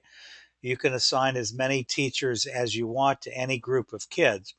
And that would include before school programs, after school programs, the drama club, the kindergarten that's separated out, as was discussed earlier by someone. And as administrator, anyone who you assign as an administrator, you can get access to everybody. So we will often sit in our classrooms, Lorna McGrath, my associate head, and I, and we will make notes in the child's confidential file as we observe things that we think are useful information. We could record something that'll be sent to a parent. More on both of those topics next week when we have a two-part series on, what is it, Tuesday and Friday next week. Rob and I will be doing a whole series on how you communicate with parents and prepare reports and so forth. Let's see, what else do we have? We have another one. Does this work with a PC or just Apple? This works with anything. Anything Pretty. is the operative word. This is a web-based application. This is not something that only works on a PC or a Mac or an iPad or whatever you're using. It's designed to work on any web-enabled device. Now, you do need an up-to-date browser. We do have schools that will, some cases, have maybe an PCs that are several years old and maybe you haven't updated the browser, and quite frankly the system is not going to look as good as it looks right now. You need to update your browser, so just make sure that whatever browser you're using, we support the four major browsers. That's Chrome, Safari, Firefox, and Internet Explorer. So the four major browsers on either a Mac or a PC. And then we also support iOS devices, which are going to be your iPads and your iPhones. They all are constantly updating, and so they usually take care of themselves. We support up-to-date Android devices. Now, Android, I'm a huge Android fan. I carry an Android phone around, and I love Android. problem with Android is that it's so fragmented. There's so many different Android devices out there, and they all have different versions and so forth. So what I tell people is on Android, we support up-to-date devices. It doesn't mean that all Android devices are made equal, because Google open sources the software, and the device manufacturers go and they tinker with it, and who knows what they're doing with it. So it's not always going to be 100%. But by and large, if you're using Chrome on an Android device, it works great on my phone. I'm using a current Samsung Galaxy phone, and it works great. So all the major devices, just make sure your browser's up to date. If you're seeing something that looks a little bit funky, that will happen if it's usually a browser issue, and oftentimes is related to Internet Explorer. I'm a big fan of Chrome. I use Chrome, although I'm using Safari right now. I use Chrome as my primary browser day to day. It works across every device: PCs, Macs, iPads, Android devices, everything Chrome is on. And Chrome's really good at updating itself. So I recommend using Chrome. Don't want to sound like a Google commercial here, but I just find that they tend to be very reliable and update themselves, and we don't really have trouble when people use Chrome. Internet Explorer, and even sometimes with Firefox, we do see people that have some issues. But just All if you're having problems, go ahead and let us know. right. Now, Nancy Hoffer is suggesting, is reminding us that today's topic said we were going to include generating progress reports. And she wonders if Yes. we could get to that. Right. We actually decided at the last minute to go ahead and pull that for a future session, and I apologize for any inconvenience that may cause. The reason is the last time we did this, we spent so much time on record keeping and had so many questions, as we've had a lot of questions today, and progress reports is really a very big topic. Progress reports are extremely customizable, flexible. That could be its own session in and of itself, and that leads to a whole lot of questions. So the last time we tried that, mixing them up, we ran out of time, and then we kind of missed covering some things. I think people were left with more questions than answers, and I don't think it worked out very well. Mhm. So we apologize for not removing that from the message that went out, Well, but why we are don't we? going to be covering that at a future time. So, Rob, why don't we give them a quick introduction to it? We've got 20 minutes left. And you and I have gone over more than once. And let me just look this before you start. Let me just see a few other questions. Will the records, Amy asks, will the records for each student follow them from year to year and class to class, or will they be archived? For example, Yes. yeah, go ahead.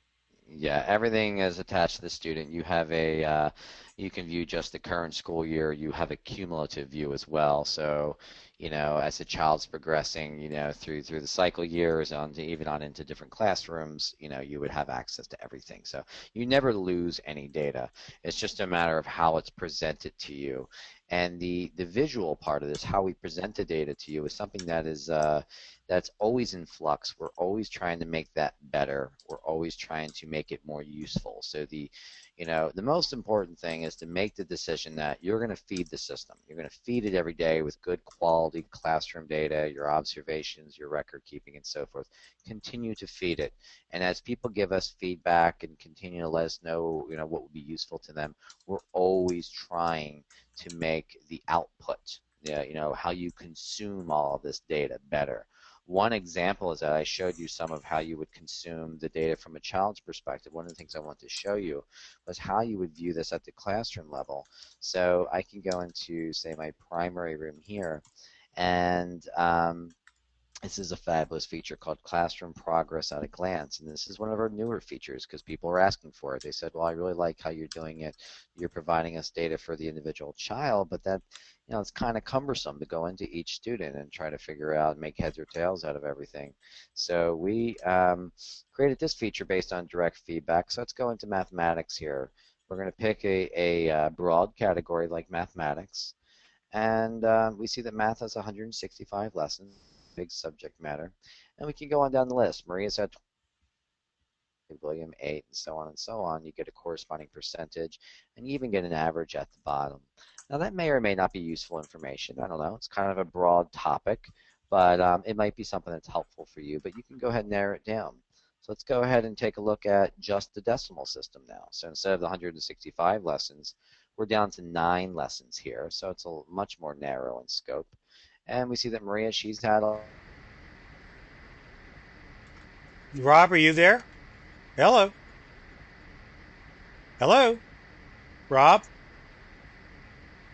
Goodness gracious, what is happening? Folks, can you hear me? Send me an instant message. I'm speaking, but I don't hear Rob.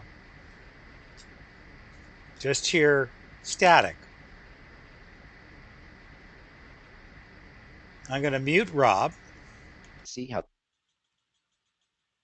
and I'm going to now unmute Rob. Rob, are you there? oh, Rob? yes, what happened? We were Yes, getting, can you hear me? yeah, I was getting wild static like wind sound. Okay, Oh my. go ahead. Well, I will close my window then. I don't know what that I don't think it was anything. Yeah, I didn't hear anything. So I'm not sure how much you heard. Did you not hear what I'm talking about with our classroom progress at a glance? I think they heard it. Folks, Okay. send me an instant message if you missed something. I don't remember exactly where we have a problem. Um, So I've narrowed it down to now just the decimal system, and I'm viewing how a child's progressing here. And like I was saying, an administrator would view this as kind of like their eyes and ears because they can't go into every single classroom every day of the week. And this is a nice bird's eye view and how the entire classroom is progressing. Then I can go ahead and narrow it down to just an individual lesson if I would like. And now I'm looking at just the sandpaper numerals. I can see that Maria's mastered it. John has yet to be presented. Avery's at the presented level, and so on. And you even have an average on that. And then we could take it down to the lowest common denominator and go ahead and look at the actual element or the measurable learning objectives. So the child was working with the sandpaper numerals and they recognize numerals from 0 to 9. So now we're as specific as we can get with this, and we again have that bird's eye view. So that's something that you have available. You can view from either the student's profile to view how the individual is doing in the court in context of the sequence, or you can go ahead and view how the entire classroom is doing here. So that is that. There's one other way of doing record keeping that I've yet to show. I want to go back into my student profile, go back into Maria. Now you remember the lesson ideas. Those are those light bulbs that throughout the site I will see them and I will say, you know, I'd really like Maria to work with the Barrack tablets, and let me go ahead and click on it to remember it. So these are those light bulbs I was showing you in here. You could go ahead and add these. You just highlight the light bulb or turn light bulb on basically. It adds it to her lesson ideas list. There's another way of viewing that. In the More tab on the student's profile, you can click on the lesson ideas link. And here's all of her lesson ideas. Maria's our demo girl, so she's got a lot in here. But we're looking at everything here. We can toggle between undone and done. We could print these out if we were so inclined. But if we want to go ahead and either plan or do the record keeping now, this would be another way to do your record keeping. So if I look at I'm looking at her ideas right now. I'm thinking about what I might want to do with Maria. And I'm viewing it in this context right here, and I spot the binomial cube here at the top. I'd really like to go ahead and present that material to her. I go ahead and present it, and then I can go ahead and record it from here too. So if I click do record keeping, I can go ahead and document this information from here as well. I could backdate. I could go back to the current day. So very, very easy to go back and head and record that. And now by recording it from here, it's removed from her lesson ideas.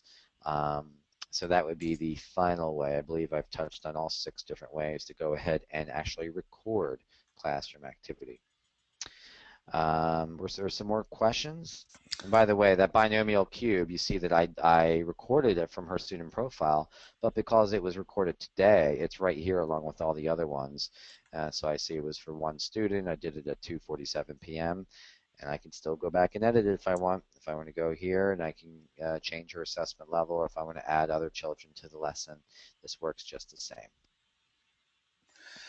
Okay, Questions? so Rob, it looks to me like all the major questions are out. Oh, here we go. Can someone pass or protect all or parts of a student record? All of everything is password protected. You may want to talk about security, Rob. Sure. So real quick on security, Montessori Compass is a web-based application. We follow all the same protocols that any other common web service would use. Everyone has their whole life up on the web nowadays, whether it's Facebook or Evernote or any, Gmail and Yahoo and so forth. So any of the same type of security protocols, we have those sorts of things in place. You'll notice in the browser, I'm circling it right now, you see HTTPS, same type of security SSL that an online banking institution might use. Everything's password protected. You have to have a password, a username, and a password that's provided by the school to get in. So you have the account owner who would set up the Montessori Compass account, and then that person would go ahead and create either administrator level accounts that can do everything, or teachers that are limited to managing their own respective classroom, as well as the parents. So then the parents only see things that are relevant to their own child based on whatever the school decides to share. All parent communication is turned off by default, and you have to opt in to all of that. And it's kind of on an a la carte sort of a basis. You decide to use whatever you want to use on the communication front. But it's as secure as anything else out there, and you can't get in unless you have an account to get in that was provided by the school. Sounds good. Rob, now forgive me, when we got into the noise crisis for a moment or two, I had to start answering people's emails left and right. You may have been hearing a clicking sound as I type. Did you have a chance to give Mrs. Huffer a first glimpse into how the reporting works? Because while we can't go into depth, we could certainly sketch it for a moment or two. Sure. Well, we talked about some of the consumption here in terms of the student's profile and then viewing it, the classroom progress at a glance. The progress report, that's a comprehensive report. It's obviously one of the real benefits of using an online system is that you're going to go ahead and set a date range, then all your records are generated in seconds flat. Certainly beats having to sort through reams of paper, notebooks and binders and so forth. So if I go into one of these reports here, you have a start date and an end date, and then all your information can be customized here. I have all different tabs up here to go ahead and share information with parents. So then I can decide what tabs I want them to see. Again, we'll get into some more detail in another session. But for example, the comprehensive is probably the most common one. And what we do is to show what the child has been doing and not what they haven't been doing. We don't want parents to get concerned. Oh my goodness, they haven't completed this, and this. No, we want them to focus on what the child has accomplished because that's the meaningful information. So these are all categories that that the child has had a minimum of one lesson presented in. So we'll go ahead and click on sensorial. As part of our scope and sequence, we do provide descriptions here that are parent friendly and designed to help educate the parent as to what the heck is sensorial. And things in the Montessori, we're going to get into more of this in parent communication, but the Montessori materials and the Montessori classroom as a whole, it's not exactly intuitive for new parents. There's a real learning curve, and my wife and I think back to when we started 6 years ago with our own kids. I had a lot of questions. I had no idea what these materials were all about. I see a couple, stack of pink blocks on the shelf. I have no idea what that is. I was a public school student. I had no prior background in Montessori. So it's not intuitive that that's the pink tower. It's a sensorial material. This is the academic aim. This is the benefit to the child and so forth. So what we try to do is, when possible, to share that information. That's all baked into our scope and sequence. We're going to be talking a lot more about that moving forward. But that's what this description is right here. You then get a list of lessons that the child was engaged in during this particular time frame. You get the corresponding elements, which are the measurable learning objectives, as well as the current highest assessment level. So I can see she worked with the red rods, and she may work with the red rods 15 times over the course of a semester, and that's okay. We only list out the highest assessment level. We're not going to list it out 15 times and make the progress report, 142 pages long. That's not going to benefit anybody. So here's the current highest assessment level. And then again with the parent education, real big believers in parent education. This is all part of our scope and sequence, developed with the Montessori Foundation. Get some fabulous photos that Tim and his team have made available. A lot of nice action shots of the child working with the materials. And, we don't have photos for everything, but you'll see quite a few of them in here, and when possible, we've made action shots available to really demonstrate not only what the material looks like, but what a child is actually looking like when they're actually working with the material. So there's some really nice ones in here. We don't have them for everything. We have them specifically at the primary level for the most part. We're trying to work on getting more as they become available, we can make them available. But the primary level for things like sensorial and practical life and mathematics, language, and so forth, the real common materials. So that would be what the progress report looks like at the comprehensive level. Things like attendance, the standards, which I don't think we want to get into much here today. But all of that is available here. Personal growth is a way of going ahead and creating templates. We provide you some templates to start you off with, but these are all the non-academic items. These are the things that fall outside of the academic scope and sequence. This is, how does a child interact with their peers, and do they work independently and form friendships and separate easily from the parents, and all of those sorts of criteria that you want to assess a child upon and then comment upon. So you can go ahead and modify the templates that are there, save them, and use them year after year, share them between your classrooms and so forth. So this is a real nice way of sharing information with parents as well. You can add comments all over the place. A parent can print this out. They could download it as a PDF or print it out, take it with them to a new school, do anything that they would like with it. But there's a real quick summary on the progress report. There's going to be a lot more questions, a lot more things to talk about on that, but I hope that gave you just a little primer. I think that was excellent, Rob. Thank you. I hope that that was useful. So let's just see if there's any last questions. We've certainly had quite a bit of activity today. Hang on just a sec.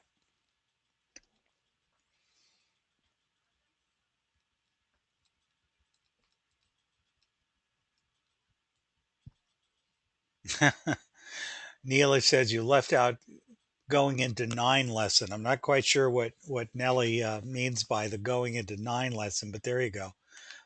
Every one of the things that's really important for all of you to remember is on a worldwide basis, even when we all speak English, the names of the lessons that we are have been given by the people who taught us are so profoundly different that we assume that the pink tower, for example, is the correct name for the material.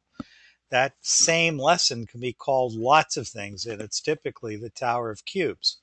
You might enjoy, for example, knowing that there's no particular reason why the tower is pink.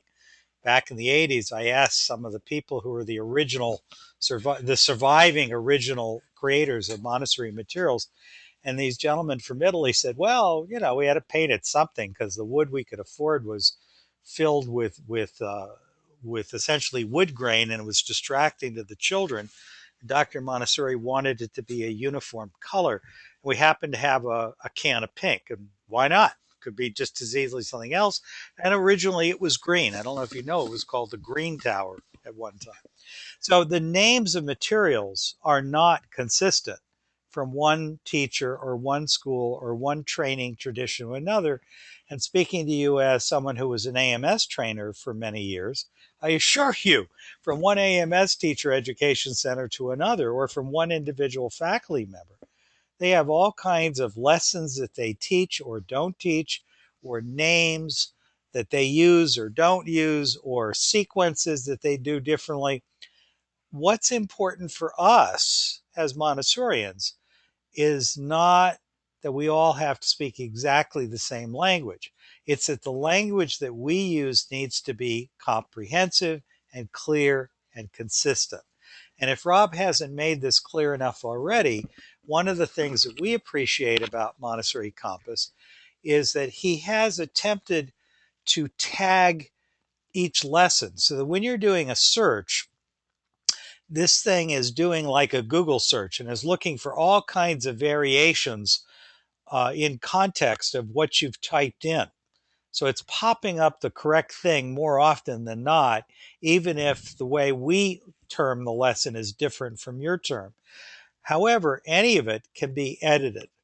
And while we certainly urge you to be careful about changing anything in the lessons, if you call a particular lesson by this name and it makes sense to you to continue that, it is one of your options. You can do that.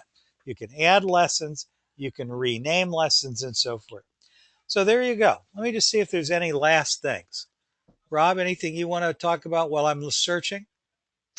Yeah, well, I mean, just to kind of build on what Tim said there, we've attempted to deliver what a lot of people feel is a very comprehensive scope and sequence, but there's no way we could ever provide something that would, fit exactly what everybody's doing.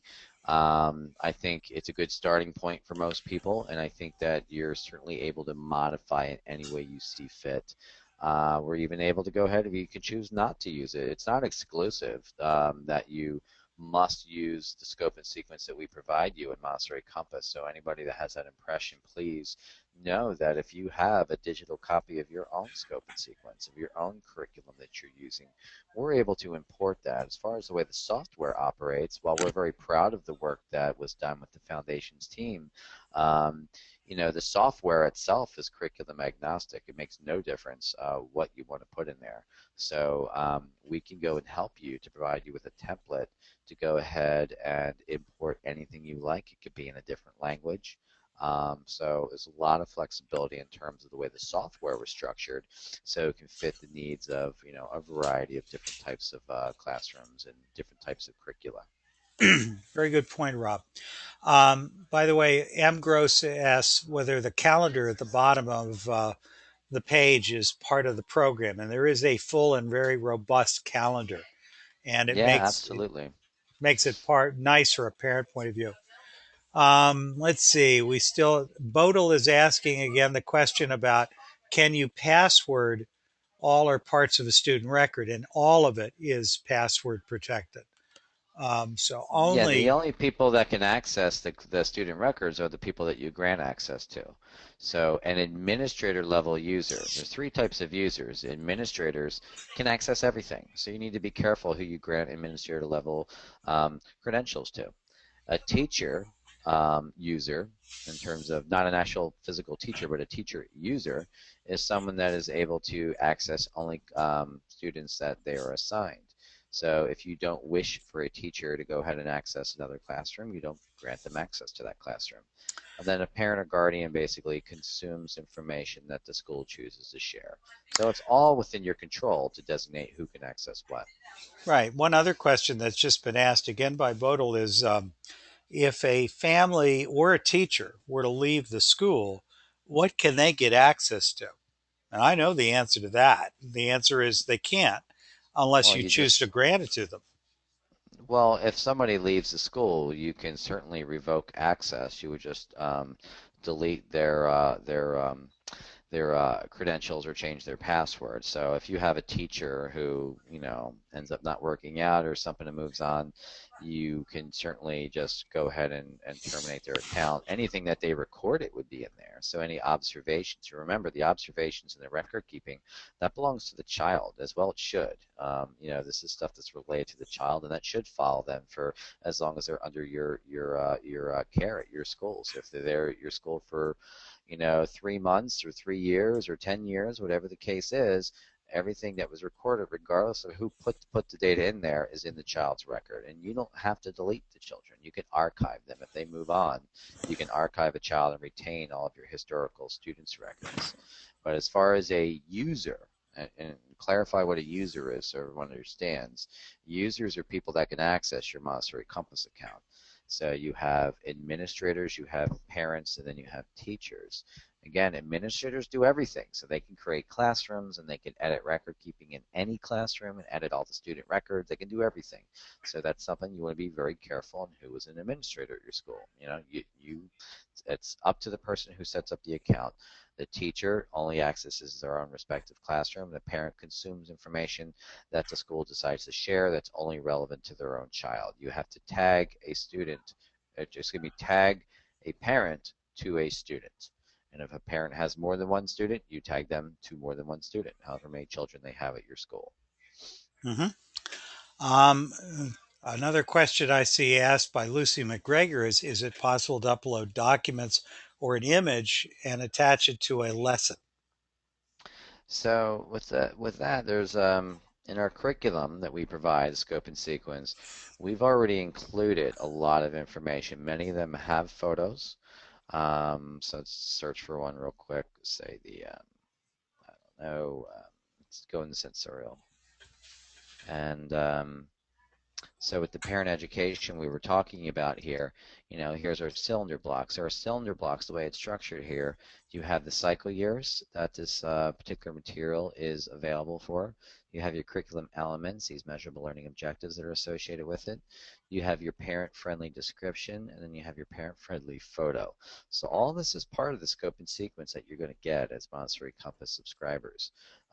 You're able to modify this if you want. So if I want to click edit, I don't like that photo, I want to put a photo of my own cylinder blocks, I can certainly go ahead and do that. So that's available. In fact, you can even put in a video here if you use a service called Vimeo.com. There's a little question mark that you mouse over and you can read how to do that. But you could even go ahead and film a video and host it on Vimeo, and parents could have access to that as well. The idea of attaching these photos, regardless of, obviously these photos are not children in your own classroom, but the point is to educate the parent about Montessori. So the parents see this and they understand, oh, well, that's the cylinder blocks, and that's what's going on there. That's the academic aim of that. So we provide that to you. Now we have a whole separate photo album. Again, this is another topic for a different day, but you have photo albums over here for anyone who's not aware of that, where you can go ahead and share beautiful action shots of your classroom, really showing off the Montessori materials and the children in your school. You can have captions and really do a lot with photos. That's another topic, but so that would be how you would share actual photos, and then making the distinction between the photos that you have to share for your own kids and then the photos that are part of the educational component in the curriculum. Terrific. Okay, let's see if there's any last questions, because we're about done. I see Victoria Stevens. Thank you so much, Victoria. She writes, thank you, Tim and Rob. This has been an excellent webinar. It's very informative. We're looking at purchasing a Montessori Compass. This was very helpful. So, Rob, you did a good job. Here you Why, go. thank you. Here's another question. Are seventh and eighth grade included? And the answer is, as of this point, and that's Stephanie Holt. As of today, Stephanie, no. There is no real scope and sequence that's universal yet for those grades. We are working on it. If you have something that you're using that you feel is a really good scope and sequence for your curriculum, please send it on. We can certainly import it. Um, However, I think you'll find that Montessori's elementary curriculum covers content that goes up quite high. It's just we haven't at this point built anything that is specific. And remember, Montessori does not go just through eighth grade, it goes through 12th grade and beyond. We are working on high school at the same time. The trick is that there is no one model or curriculum design at this point. There are really many different models, and what we're trying to do, and we would welcome input from any of you. We're looking for what are you doing now that you really feel you're proud of. We're looking at the best of the scope and sequences. We're looking at what we do ourselves at our lab school, and we're trying to build something that will be generic enough to work for a wide audience. So that's the answer to that question. Not yet, but we can load in whatever you want to have in there. And by the way, when my teachers get back here next week, that'll be a question that we're talking about. Um, and yep, here's information about Lucy McGregor asked that same question. Can we add in for middle school? Can we import the Common Core standards for middle school? I don't know if you've already done it, but I know the answer to the question is absolutely. There's no problem doing that. Sure. Right. Our alignment goes through K through 6 with also we have a handful of them that are from 7th and 8th grade as well because what we found in the alignment project while working with Tim's team at the foundation is that the Montessori scope and sequence in many ways was outpacing the Common Core. And so you may have an upper L student who might be meeting a standard in 7th or 8th grade, so that's been factored in. as is cross-curricular alignments as well. You might have a student working on a sensorial material or on a practical life lesson, and those might be meeting something for either English language arts or mathematics for the Common Core. So all of that has been taken into account. It's to our knowledge, it's the most sophisticated alignment that's presently available for the Common Core. We're really happy to make it available as a resource. We recognize that the Common Core is something that's it's a really controversial topic, particularly in Montessori right now, but we make it pretty seamless so that the teacher, from a workflow standpoint, never has to leave the Montessori environment. You go ahead and you document that a child worked with the material, you choose a measurable learning objective, you tap on the child's name, and you're right back to work with your students. At no point during that process did you ever waste one moment of time considering anything to do with standards. But when the time comes and you wish to report upon or just view a child's progress in the context of the Common Core, that resource is available to you by using Montessori Compass and specifically by using this scope and sequence. Well, there you go. By the way, I'm getting lots and lots of feedback that sounds along the line of terrific. We really appreciate it. People are really enjoying this because of the interactivity, the hands on. Um, what amount of space is best for using this on an iPad? Maria, I assume you mean how big must the storage be on the iPad? I'm guessing. None. Yeah, because Yeah, you it's don't. all in the cloud. Yeah, it's all in the cloud. You don't need to worry about that at all. It's just this is no different than accessing your Gmail or your Facebook account or anything else. It's all up on the web. So yeah, you don't have to worry about it as long as you can get to the web and you can get the Montessori Compass. Yep. All right. I think let me just see if there's any last things. Maria says 64 gig. We're going to save you some money, Maria. Look, we've tried it at Newgate on everything from 17-inch MacBook Pros to Dell laptops to iPhones, iPads, and one of the most cost efficient is the $249 Google Chrome sort of really ultralight laptops, which a lot of our teachers seem to like. Um, they all work. It's just a question of your preference. So there's no one model. Stephanie Hope, by the way, keeps writing me to tell me about the work she's done with alignment. She's apparently aligned the Houston Montessori curriculum for seventh and eighth grade, and that's terrific. I know there would not be a problem importing it. I'm sure Rob would welcome it if that would be helpful to you. And speaking for myself personally, I would certainly love to see it, and I'll offer you feedback if you want.